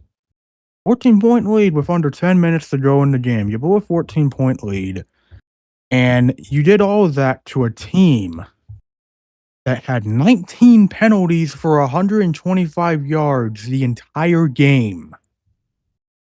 You let Kyle Pitts do heinous things to you. The biggest joke in the NFL in terms of tight ends, because all things considered, he is the potential man of tight ends. No one's disagreeing with me with that. Mr. What If, but for tight ends. Oh, dude, this is fucking Baker's hurt. We're all sitting here knowing it right now. We've all collectively have had conversations saying Baker's hurt. I get he's better than Teddy Bridgewater, but we're seeing the situation that happened in Cleveland play out again. I think the other thing to note, though, regarding take bets, chat. What rapist is the Buccaneers gonna trade for? Put your answers down below. They're not trading for Watson. Cosby and the funny man. Reunion, possibly. Does Ben Roethlisberger have one more in him? No, No. nah, man, that arm is cooked after the amount of porn he watched. I mean, I guess he Wait. also played football too. We also stopped watching it, so no wonder his arm strength died. Yeah. Oh, He yeah. just got That's yeah. You point to him, his porn use ruining his arm. I'd say not using it atrophied his arm. I want a quarterback that's constantly jaking it, man. You know, yeah, going back to Tampa Bay though, but going back to Tampa Bay, like, yeah, the biggest indictment, like, their secondary had a rough game, but the biggest indictment is that you were only able to sack Kirk Cousins once. If you can only sack Kirk Cousins once and not get any turnovers, like, that is a sign of a very, very weak pass rush right there. And the Bucks right now absolutely have a weak pass rush. they do. Fucking Zane Gonzalez had a walk off against you. Again. Funniest franchise ever. Indeed. It's Fucking funny. goofy off franchise. Funny off But- franchise. But surely, guys, something like this doesn't happen again, right? Surely, another NFC South team learned from the Buccaneers' mistake, right? I don't think they did. You're gonna be shocked. You're gonna be shocked by this news. I'm gonna be shocked. Can we fucking kill both of these teams? Put them in the electric chair and send them to the principal's office and have them expelled. Can the Vikings take their playoff spot? Maybe. No, don't. That spot would go to Detroit. I'm sorry, man, but I have to say no. No. Barnacles. I'm sorry, man. If you guys were like barely behind, I would, but no, you're shaking your nuts. You're shaking your nuts and grabbing your balls behind right now. I'm sorry. Yeah. Tyler Shuck is good. That no disrespect to him. We are shuckers here. We are true shucker Americans over here. I he's gonna think be- Tyler Shuck has, from my standpoint, he has earned another year. I think he's earned another year where you try to build around him. I think he's earned it. Isn't he a rookie though? Yes, but second round I pick. just- There's no loyalty. Well, he's the Aiden O'Connell type rookie where he's old. I think you Oh, can yeah. give. I think he's earned himself another year of starting. Agreed. I agree. But I get it's not even a Bryce Young fault, but my brother, that is not enough to beat. If that's not enough to beat the fucking Saints, who, granted, they've played pretty well recently. I'm not gonna discredit them, but that's all you mustered against the Saints. Yeah, buddy. Get back in the line. We thought you had a couple games where you looked legit, and now you're reeling us back out again. Like, Yeah, hold these nuts, he's kid. playing Hold these like nuts. the sad thing is, I feel like I hate saying this, but his ceiling feels like a fringe starting quarterback. Like, fringe starting quarterbacks do this shit where they look great one week and then you go, so he's Jacoby that's Brissett. why they're not a starting quarterback the next. I have really looked at this. I feel it's a shit. They traded a giant haul for somebody that's barely a starting quarterback, and oh my fucking god, what a catch and throw! Holy So you're saying shit. he's Jacoby Brissett, basically? I'm saying he's Yasko has Justin a, Fields. No, Justin Fields isn't even a starter in this league. He's a fringe starting quarterback. There are some games where Justin Fields like, wow, people should really get it to take a chance on him. And then, well, most of the time now it's, oh, that's why he's a backup. Yasko Yasko raises an interesting question. How do you beat the Rams one week, then lose to the Saints the next? Look, man. Welcome to the tunnel of Bryce Young. In here, you will witness the horrors of having to deal with a goddamn Frank Wright offense. And then the next year, you finally get a head coach, and then you suck for most of the year, but look pretty good at the very end. Yeah, man, he's Mr. Inconsistency. You know like, what I think look, happened? man, we laugh and we joke. Justin Herbert's what if man. Bryce Young is entering what if man territories. Let's be honest here. You know what else? You know what I think happened? It's the fact that he went to Alabama and got super overrated, just like every other Alabama quarterback. Except I don't Mac think it's Jones that has because won. Bryce Young was great at Bama. It's more just I don't know. Maybe it's just something. I don't know. He's just too inconsistent. That's always been the problem with Bryce Young this year, and probably the issue he had coming out of last season. But I don't think it's just Bryce Young. I don't think it's just Bryce Young that's the only inconsistent person in the room here because the Panthers, I am saying it right now, Carolina is going to win this division by finishing 9-8 and beating the Bucks both times. And you want to know why? You want to know why this is going to happen? Because I've noticed something with Carolina going back to earlier this season, since their 3-game winning streak, where they beat the Jets on the road. Afterwards, they lost to the Bills. And they beat the Packers on the road. And they lost to the Saints.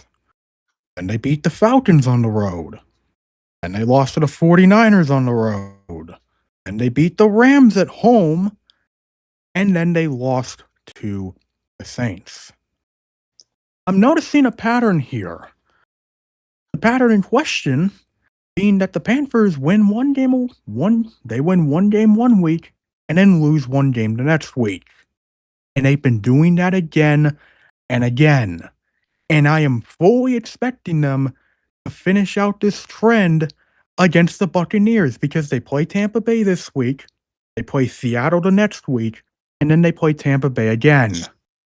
I think this trend's going to finish out, and it's going to be how they win the division. Oh my god. I think you're absolutely right. Can I say something real quick? Because I kind of just noticed it. I know we shit on Keon Coleman a lot, but I think Xavier Legette deserves that treatment too. Not yet. I mean, I No. know same year, but like, I don't see that. Because like, there's some like genuine discipline issues with Keon Coleman.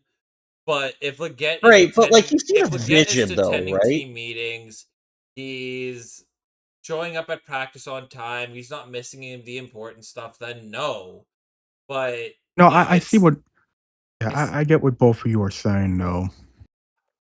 Yeah.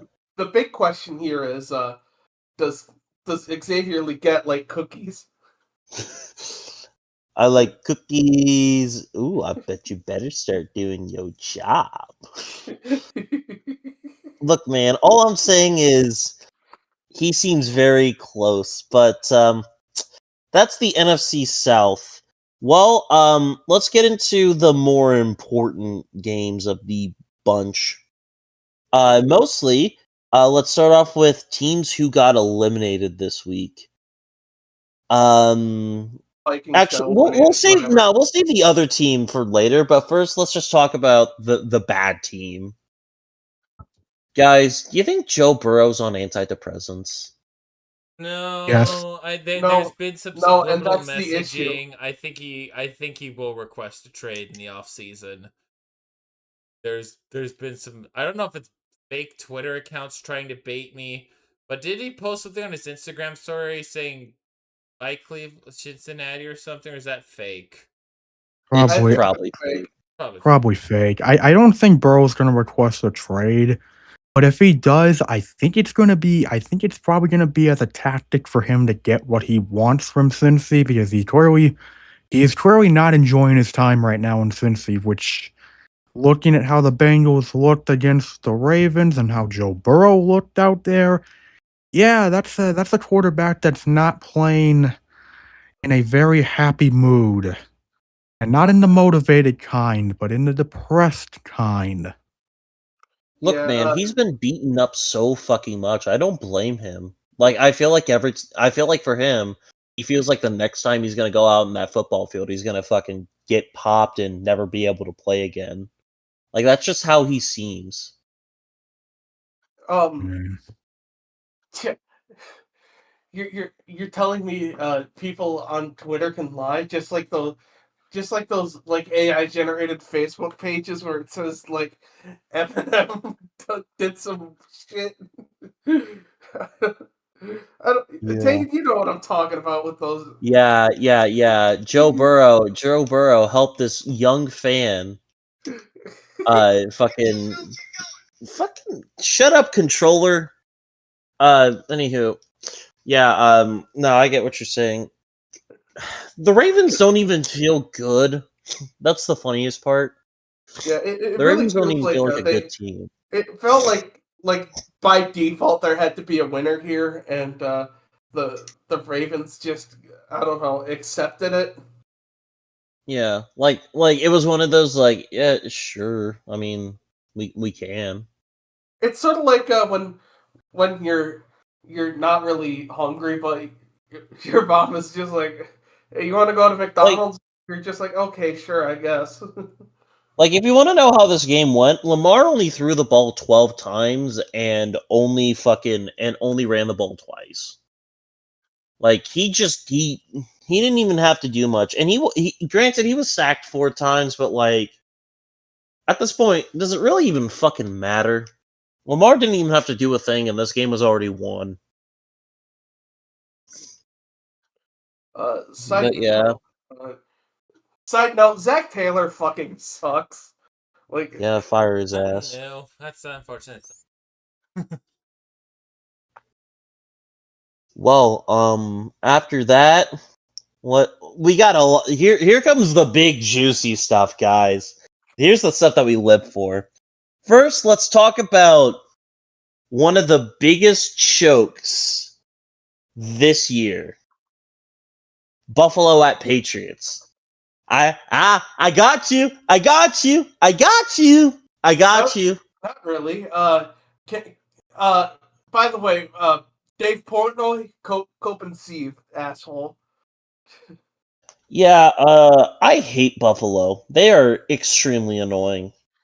Very I annoying. think Buffalo's annoying, but I don't hate them nearly as much as I do the fucking sewer sludge that comes out of Barstool Sports. Yeah. Yeah, this game, if you want to know how this game went, the Patriots had a 21-point lead 6 minutes into the second 6 minutes until the second quarter end, and they choked that shit like bad. Yeah. Funny thing is, I still don't even think it was the worst loss. I don't even think it was worse than the Bucks loss, but it's still a bad loss.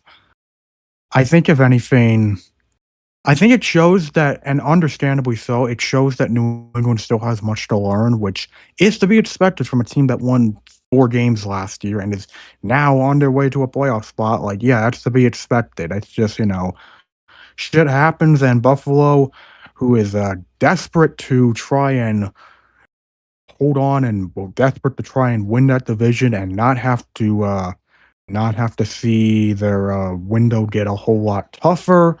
Yeah, Buffalo showed up and did what they had to do. Um, I wish I'd seen more of that earlier because I mean, Buffalo is a very annoying team this year, and I wish they were more consistent because I wouldn't be as pissed as them for them losing to teams like the Dolphins for whatever fucking reason. But I guess that's just what the Bills want to do this year. Yeah, The funny thing is, Josh Allen was fucking dog shit in the first half. He didn't do dick in the first half. He was doing fuck all. But then the second half comes around and he's like, "Oh fuck, I forgot. I want to make the playoffs." And then he fucking does that shit. Fuck this team. Fuck this dumbass team. I hate them. I love them, but I fucking hate them. New England. Also, fucking What the hell? Bostonians when they see a black person. Ah. Yeah. Hey, Travion Henderson though. Shoutouts to him. The Patriots realized, wow, if you use Travion Henderson, good things happen. In other words, maybe they can find out of this new invention called the wheel. It's taking them that long to learn that kind of fucking information. Are we talking about a certain wheel in question here? Thunderstorm. Not this week's, but last week's. Another team got eliminated this week, and I remembered. The Vikings. Steelers, Dolphins. No, Vikings got eliminated last week. No, it was about tuna. No, it didn't happen until the Bears Browns game, actually. Tuna the fish sandwich, which is I'm so glad. I'm so glad that I was able to make Luke's bit somehow funnier by calling him Tuna the fish sandwich, and it's just caught on with him.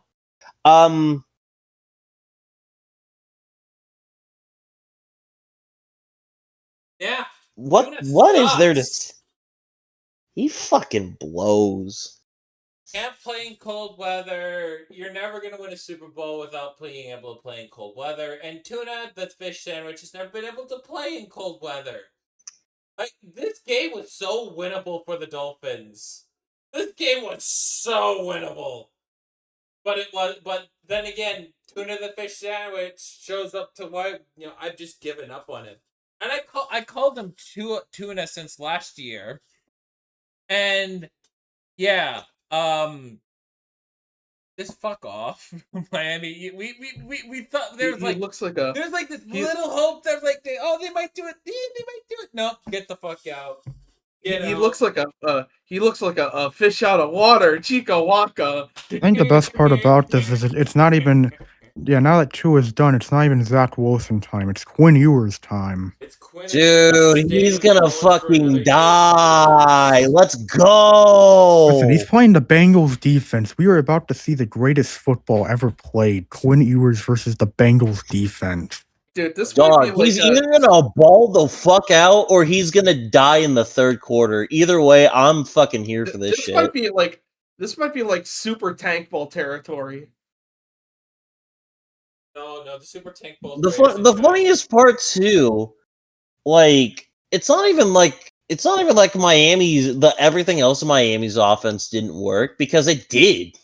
Like, they were getting the run game going. Darren Waller was getting open in the end zone. Everything else. We were saying that about Darren Waller in 2025.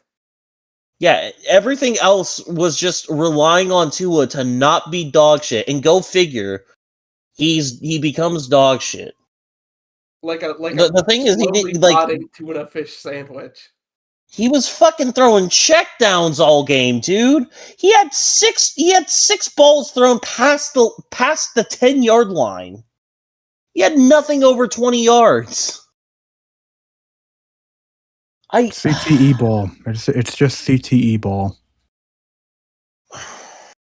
Such a frustrating quarterback. And the worst part is, it's not even like the Steelers played great, but they did enough. They did what they had to do. Dude, Aaron Rodgers was also checking down all fucking game. Oh, he's a game manager. I don't know what else we expect from him. And they're gonna be look so good when they get their ass whooped in the wild card, dude. Yeah. Listen, Marquez Valdez-Scantling got his touchdown. That's all that matters. Yeah, fucking every Yinzer is like, I'm tired, boss. That's like buying a beer for your buddy. That's the buying your beer for a buddy kind of touchdown. Also, but yeah, all of this is just to say both these teams are boring. We don't like to talk about them. Next. But now let's get to now let's get to the fun. And you want to know what the fun is? We have a two-parter this week. Colts at Seattle. This isn't going to be the last time we're going to be talking about some of these teams. Oh man, we got old man G Dang Rivers. Hurt me to see Philip Rivers throw the ball. Dude, he was like shot putting that shit. Like he looked like a shot put thrower. Ugh. Like he was just barely, dude. Which, like, good for him. I'm sure he would want to play. I'm not gonna fault him for taking the job. Fuck, I would do so too. But yeah, I do love how the objective from the Colts was, okay, you know what, Philip, listen, we know this is gonna look ugly as hell, but just as fast as possible, get the ball out of your hands and just let us do what we gotta do. And that was pretty much what the Colts were doing the entire game.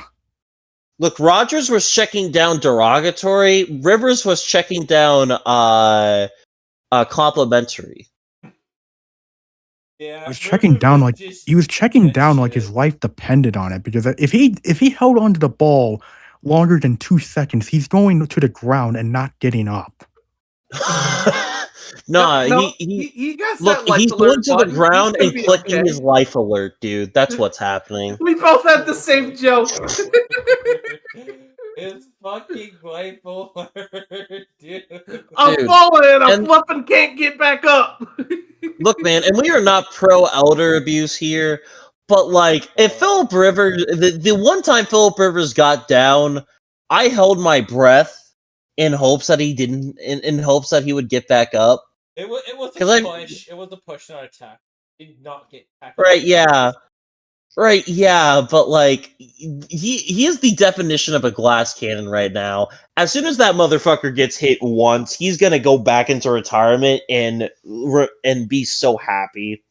Ironically enough, him playing that one game may have just put him into fucking comeback player of the year candidate for no reason. No. He'll get votes. He'll get votes. I would no. I give it to somebody else.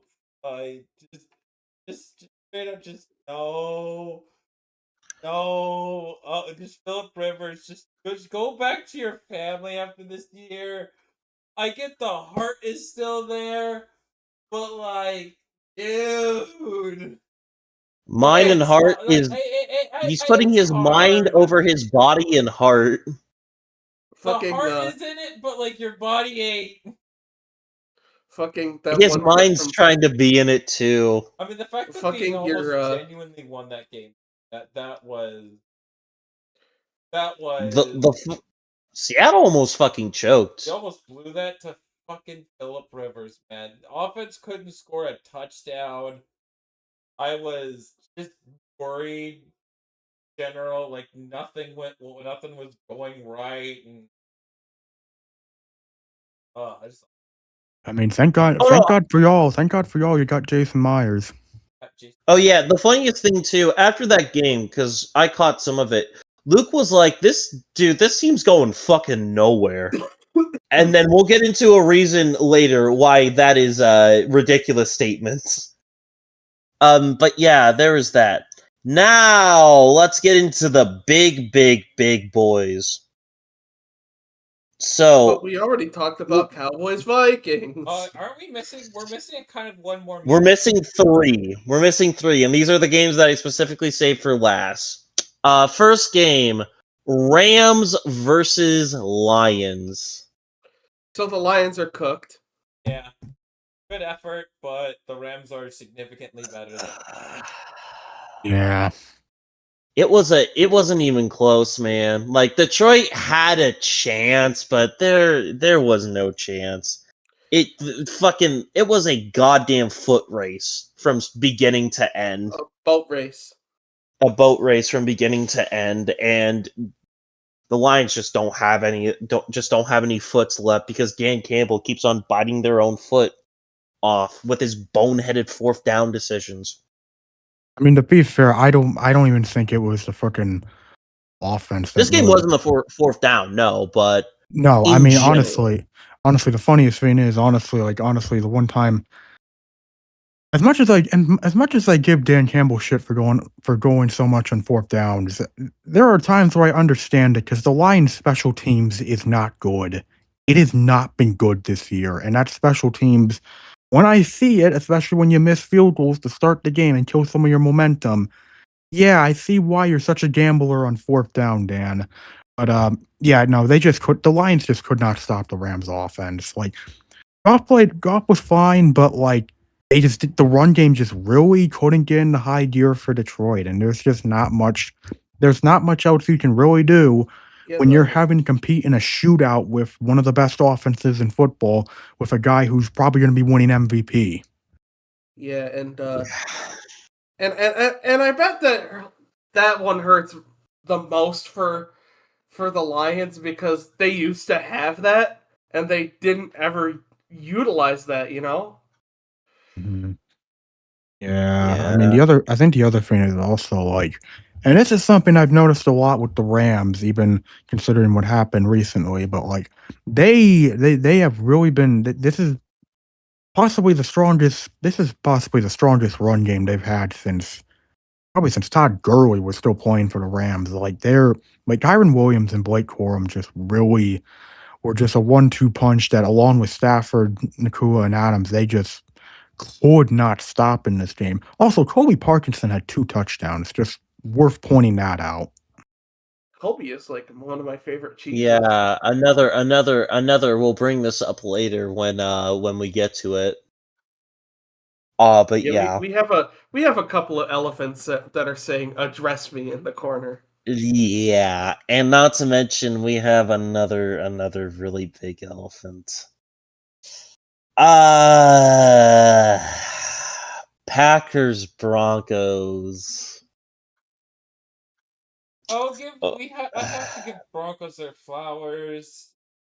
As much as we Yeah. want to say, Bo Nix this, Bo Nix that, defense wins championship. It's not often how you start, it's Yeah. how you finish. Yeah, but there's a way bigger elephant in this room. Like, Yeah, yeah. prayers up to Micah. That's such a horrible injury. I've said this Yeah. before. I don't think losing Micah is as bad of a death blow that people think it is. This team was still being predicted to win the division and win the Super Bowl without him. Granted, the odds got better when they did get him, and it went from like 300 plus to like 130 something. But my point stands. I don't think It's this is a brutal not death just blow. losing Micah, but you lost way more than just Micah during this game, and Oh yeah, that's tough to overcome I for any who's team. the wide receiver that they lost? Christian Watson will be playing.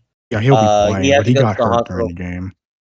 Zach Tom is looking like he's going to be out against the Bears, along with Evan Williams, and there's a possibility that, and it seems like Josh Jacobs is going to be doubtful to play against Chicago, which is interesting. But it could just be smoke and mirrors. It could be bullshit. But yeah, this Packers team, they got a hunk of change like washed away from their body, and the worst part is they didn't even win. After Micah got out, the game was over. Packers had no life. Granted, they still had a chance to come back in it, but everyone just everyone was just Everyone dead was in just that waiting for stadium. the game to end, basically. Yeah. anyway, fucking horse memes, bro. Fucking The fucking worst part, oop, oop, this isn't even the only other injury thing that we have to fucking talk about, and that fucking fucking Uma Masume memes, dude. Fucking no, oh no, no, uh no, no. But yeah, Denver clinched a playoff spot though, guys. Oh yeah, we forgot the Rams. Yeah, yay! um Congratulations. but yeah, like Yeah, fucking let's. Fucking horse memes, horse memes, horse memes, horse memes. This doesn't get any better either. The next game we got to talk about is Chiefs. Yeah. I obviously I feel what I feel about the Chiefs, but you never want Patrick Mahomes to tear his ACL like that. No, you don't. And the worst part is look, man, it's hard to come back from ACL tears. It's fucking hard. And I'm not saying Mahomes can't, but most people don't come back the same player from them. Usually And if we it's talked after about the a while, first- and if it's the first one, I think he'll be just fine. But it's I usually don't the second know. and the third ones like next. Yeah, I'm not sure Penix will ever play football again. Well, he will be, but Well, I don't think Penix is going to have that ability. Whereas versus Holmes at the one, and right, but Mahomes is 30. Keep in mind, Mahomes is like 30. True, but it's That's... one of those ones where it's. I'm not gonna say it's over until we can clearly see it's over. Like with Kyler Murray, we could clearly see it was over with Kyler Murray. It's. I'm not gonna say it's over. Joe Burrow's too much of a special player to down and out for that long. You mean Mahomes? Joe Burrow will be just. If Tom Mahomes, Brady could overcome an ACL injury, I think. And again, Tom Brady was 30. He overcome an ACL injury. Yeah, he's you said Joe again. Burrow. You said Joe Burrow, not Mahomes. Whatever. If Tom Brady can, and remember, it was in the middle stage of Tom Brady's career. He tore his ACL too, just fine the rest of the way. Right, but again, I will say this: Mahomes' mobility won't be the same. Don't call it over. Don't call it over. I'm not calling it over, but I'm saying Mahomes is definitely going to look like a different football player because we'll see. The arm talent is still there. Keep in mind, he's already been pretty much, a game general here. He hasn't been that extremely. No, he's still been running. He's still been mobile. He still runs, he's been the leading rusher for this team for the better part of this year. Yeah, but I mean, look back at 2018. He's not rushing as much as he was then. So I think he'll be okay. I get that, obviously, but still. More of a I think Mahomes, here's the thing. We don't know what's going to happen because nothing is guaranteed with anyone, good or bad. I do think Mahomes, especially with how much talent and IQ he has, I definitely think he'll be able to learn what he's got to do coming back from all of this. And you know I think what is guaranteed, though? You know what is guaranteed? What? These motherfuckers aren't in the playoffs! Let's fucking go! They could be out for a few years, but remember, do not awake this. Hey, shut the. We got this! Fuck you, Lucas! Get a pick somewhere! Well, all I'm saying is, man, it's going to be so nice to not hear Chris Collinsworth moan about Tom Brady this offseason. Am I right, fellas?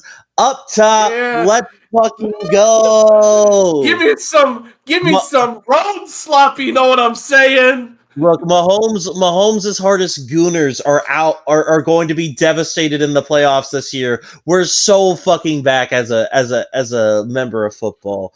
But look, man, we said this last week, and I'll say it again. I think this is the end of this dynasty. 100%, this dynasty is over. Yeah. The new dynasty could still be coming. It's 100% possible, and with Mahomes, he's a one-startup dynasty guy. Okay. It's sort of like the first this dynasty is over. We have to I think we all should sit here and agree on that. This dynasty is over. Yep. I agree. Especially for the Chiefs, like this is I don't think this is even a unfortunately for KC, this is who knows really. You have to retool. You'll have to take a retooling year once or twice. You kind of have to. If Andy Reid goes gone, then Yikes. Kinda Oh have to no! What if Matt Nagy becomes the head coach of this team? No, Oh, they- God. the first thing they should do is fire No. Matt Nagy. That's the first thing they should do.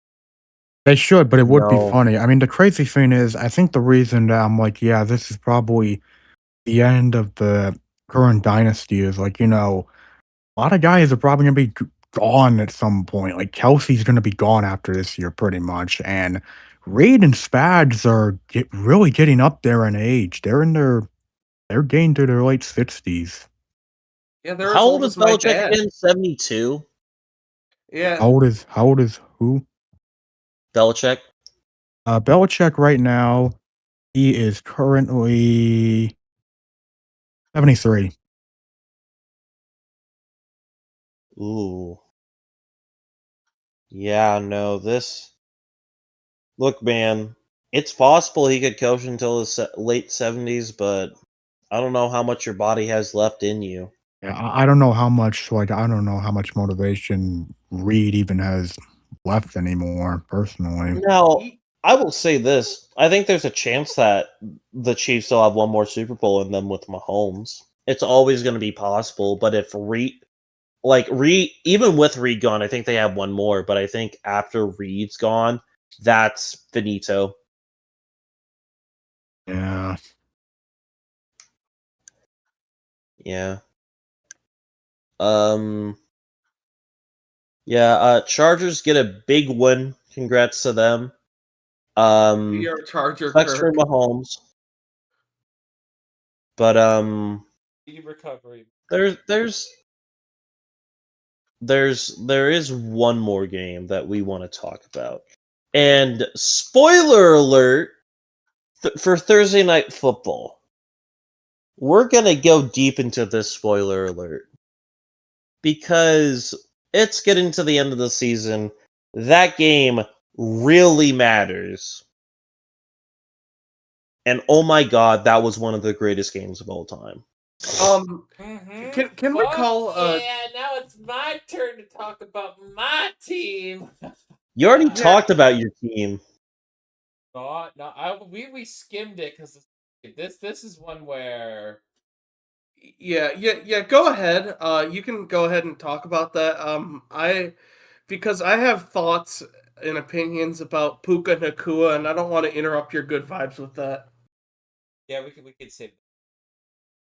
Holy shit! Was that like I gotta bring my mic close.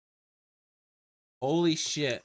Was that if anything outside of that, that is a culture defining win. That is what resilience looks like. That is a statement win for Mike McDonald. That is a statement win for Sam Darnold. This is what Sam needed. I don't think Sam Darnold ever had a resilient moment in Minnesota where you're in prime time, you're down 2 scores, you lead, you lead, you win, and you come out on top and you win the game. Sam did that. And I am so proud of Sam Darnold. I am so proud of this entire team because I was so ready to be in the dumps where it's like, look at that. 2 critical mistakes as we saw one right here by Oklahoma as they miss a 36-yard field goal. For Seattle, it was 3 god-awful mistakes. The interception that you're trying to throw to Rashid Shaheed, and the guy just picks it off. Almost runs it down for a pick 6. That was like a knife in the back. And then you had Cooper Kupp when this team could have responded by going 14-13. Cooper Kupp fumbles the ball, and to that point, oh wait, that's good. Oh, maybe he got it. He might have got it in. If I may, real quick, I don't think if I may, real quick, I just wanted to say, for reference about this game, Luke was dejected after I think they went up early like into 30 the to 14. fourth. Yeah, when it was that, Luke was just out of it. he had nothing going on. But yet, I just wanted to say, me and Nick were just keeping on yapping, and then suddenly our yap made it so that the game was now. I'll let Luke continue. Yeah, and as ref ball clearly impacts the Oklahoma and Alabama game. Thanks, SEC refs. Something to kind of that after I was really down the dump. Rashid Shaheed, special teams moment. Holy smokes! Wait. Oh my There was. God. I will say there was a little bit of potential ref ball on that play because they could have called a couple of blocks in the back. There was you could have given it to him, but I still think it's the right play to let him play out. Yeah. No, I'm a comment about the ref ball about the miss field goal with air quotes on it. Because we're also watching Bama and Oklahoma. It's been a really, really good game.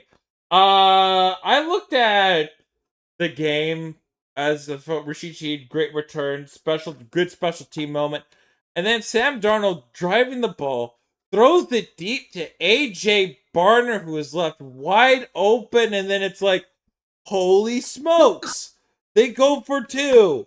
It's a backwards pass to where my thing with it, I think if at the end of the day, if all the Rams had to do was touch the ball, if the Rams had touched the ball there, you don't have to go to review. It's still 30-28. It's a great IQ moment by Zach Charbonnet by just touching the ball. Just touch the ball. Don't leave things up to chance. And because of that, Seattle's got rewarded for IQ moments. And that's just, again, sure, you may hear the whistles, you play it dead, but don't leave things up to chance. Don't leave it up to chance. Yeah. I will say this too. The Rams had opportunities to put this game away. They did. Like, as soon as that hit, momentum changed. You want to know something funny? That next following drive, you know what the Rams did? They drove all the way down the field. Granted, Seattle's defense got stingy, but you want to know what happened when they got stopped? Go ahead and tell them, Luke. They missed the fucking field goal. And then Sam Darnold threw an interception. And then, we went 3 and out, gave the ball right back to the Rams to give the ball right back to Seattle, who then, at that point, it's like, hey, let's just get this shit into overtime. They got this shit right into overtime. Overtime happens. Rams march down. I get literally teased with 2 potential interceptions. That overtime was such a tease. Seattle had sapped the momentum from the Rams, and I would have loved an interception there. An interception there would have been so monumental. It would have been so masterful. The momentum was there, and it's like a tease. I got teased on that shit, man. I was like the greatest tease I had ever seen in my life. So, fine. I get teased. They march down. Puka Nacua with great speed catches it, goes deep, gets a touchdown. Rams put Seattle in check. Then Seattle drives down. A fantastic dart from Darnold to Cooper Kupp, who redeems himself in this moment. I immediately forgave him. I was telling him to cut this bump during the game because I was like, this guy is a double agent. Why is he here? But he redeems himself with a phenomenal catch. And who else but Jackson Smith-Njigba for the touchdown. And then they go for 2. It takes 5 minutes to get to the actual fucking play. Then Darnold sees Schobert wide open. Eric fucking Schaubert. Fuck that shit, wide dude. open. Catches the game-winning 2-point conversion, and Seattle wins the game. And do you want to know the crazy thing, too? The total yards between the 2 games that they played each other. The LA Rams 830 yards. The Seahawks, 829. The score, it's 88-87. Rams by 1. It does not, these two teams are better matched than I think people think. It is, I think a lot of people like Rams by a long shot, but I think the Rams in Seattle, this, like, statistically, they are very, very close with each other. They each do certain unique things that stands out completely. Like, I mean, he had a great game. Over 400 yards passing. Puka Nacua, 200 yards, 2 touchdowns. You can't ignore. I can't ignore that. Was a great game by Puka Nacua. You gotta give him his flowers sometimes, and he certainly got his flowers at that moment. And you know, these two teams will maybe see each other in the playoffs again. Seattle takes the lead of the NFC. If Seattle wins out, they'll have to play the Panthers, and they'll have a very tough game versus the Niners. But I'm hoping that the Falcons can beat the Rams once to really just, But right now, Seattle holds the lead of the division, and man, Mike, what a great win for Coach Mike McDonald. What a great win for Sam Darnold. This is a win where Seattle gets this is a Eric confidence fucking builder, man. Saubert. This Eric is fucking Saubert of all people. How do you let Eric Saubert, a guy who's been on like 30 different fucking teams, get a fucking touchdown on you? He was a butt-ass naked open. He had no one. Darnold could have fucking scratched his nuts, scratched his ass, and sniffed his balls, and he would have been open for a fucking country mile. Yeah. How? Chet, How? do we have any words from the Jikibus, by the way? Jikibus. And he's redeemed. The redeemed Darnold, man. What a great folks, game. Dark Seattle has raised hell. We had a terrific game against those rotten Rams that nefarious Nacua. No. Nacua, folks. Dark Seattle has gone in full effect. Mm-hmm. I am enjoying JSN. He also got 100 yards receiving that game too. They were trying to cover him up. K9 kept this team in the game early on. It can't be understated. Like, Seattle has such a terrific 1-2 punch with K9 and Zach Charbonnet. What a great 1-2 punch it is. Greg Zabel, man. The dude sprinting downfield to block down the field for K9 was just, I love seeing that. Man. Good vibes. Spencer, you can now kill them. Oh my god. That Puka Nacua game was promised to him 2,000 years ago. Yeah. Please, look, fucking Puka Nacua, it might just be is either the dumbest motherfucker on the planet, or he's deeply, comfortable with Nazi rhetoric.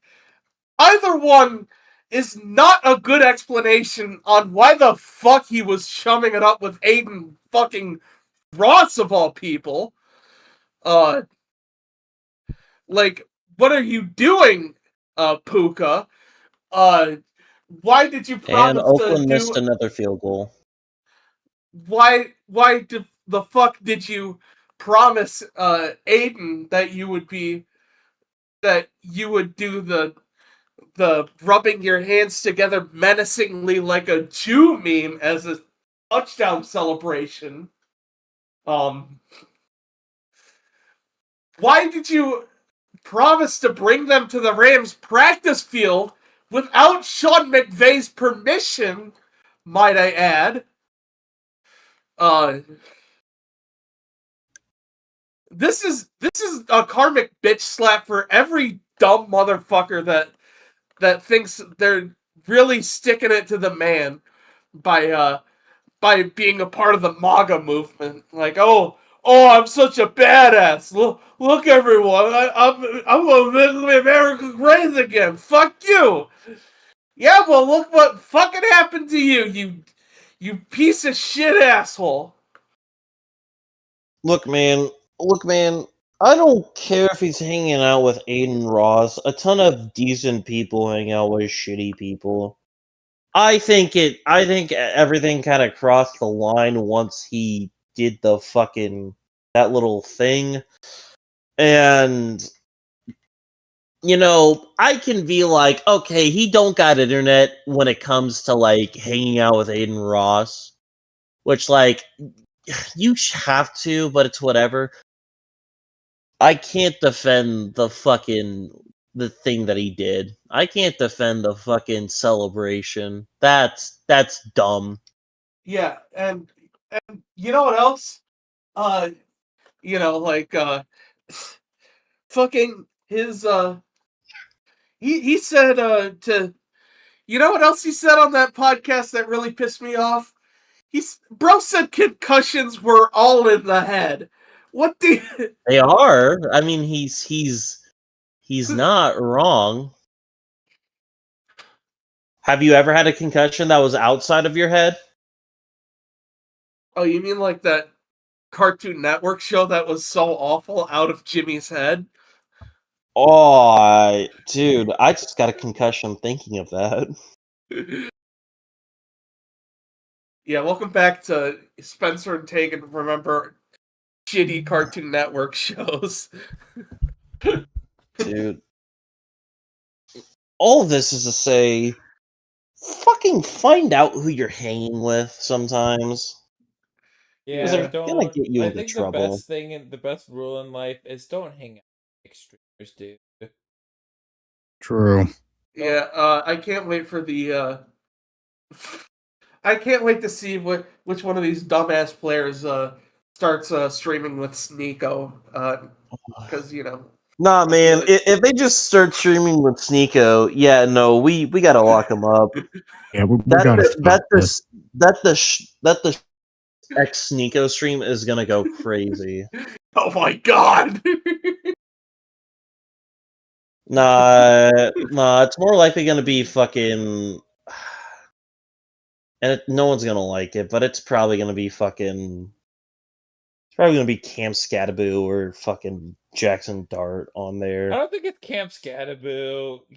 Camp Scataboo's been smart. He's had all the Cam time in the world Scataboo to has be been dumb. smart. Say your next words wisely. Hold on, he's Magic had Man. Okay, you know what I mean. Like he's had the opportunity to stream with kick streamers. He's had all the opportunity in the world to stream with kick streamers. He's just been a complete goofball when he streams. And I'm fine if you're gonna be a goofball when you stream. Right? He's been kind of what you would expect what Cam Scadwood would be like if he was a streamer. Which is completely fine if he's a streamer. And he's been smartly avoiding streaming with kick streamers, right? He's been doing stuff that I would expect Cam Scadwood to do. And as long as it's not being around kick streamers, I'm fine. Go. Yeah, I feel like champ. I feel like if he streams with anybody, it's probably going to be Queso or Germa. He is not streaming with Germa. The It'd be with world would it'd be with collapse the into Call a of black Duty hole. crowd, but like the Twitch streamer Call Oh of yeah, Duty. Tim the Tap Man. They're right wing, but like they're tolerable right wing.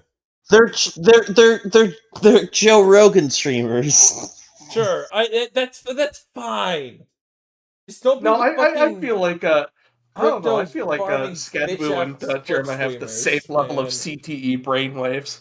Probably. Nah, I think he's more likely to hang out with Tim the Tap Man. In all honesty, Yeah, that's fine, and that's totally fine. look, man, go hang out with Ninja or something. Just don't hang out with fucking Aiden Ross and fucking that dumbass fucking. God, we're gonna have someone who fucking hangs out with Andrew Tate at some point, won't they? Oh my It's God. gonna be Puka Nakua. Oh no! Puka Nakua would so do that. The Nakuas are fucking idiots. Oh my god. The fucking fresh and fit people. Oh, Oh Jesus my Christ. God. Mm. Yeah. No. Well, and No. anyways, in quick fire sports news, Bama defeats Oklahoma, and trade in the hockey world. Last minute trade. Philip Deneau goes to the Montreal Canadiens for a second round pick. That's it. Philip Darnell? Philip Deneau. The Mm. So See, when the funny thing, when the Darnold was on the Vikings, my mom thought that there was supposed to be an apostrophe in the name Darnold, and it was supposed to be Sam D. Arnold. Oh, the old D. Arnold. But yeah. Well, we don't got much else to say, so we wanted to say thank you all so much for listening. We love to hear that you enjoy still listening to us ramble. If you have any questions, like, comment, subscribe, join our Discord. On the next episode, I'm gonna fuck a roast turkey sandwich. No, you're not. No. End it. Cut it off. Spritz. Anyways, I hope everybody has a Merry Christmas or a Happy Holidays. Or just a Happy Thursday. Whatever you want. Oh yeah, we may or may not be streaming next week. We have not decided that yet. I mean, I will. I'm good to go. So We will discuss it in the future. But yeah. in other if news, there's enough of us, we'll do it. If not, I prefer on a day Oh, that's what really am I snowing. saying? It's Christmas. I'm gonna fuck a prime rib. oh. All right, cool. That's time to end it. All right, bye.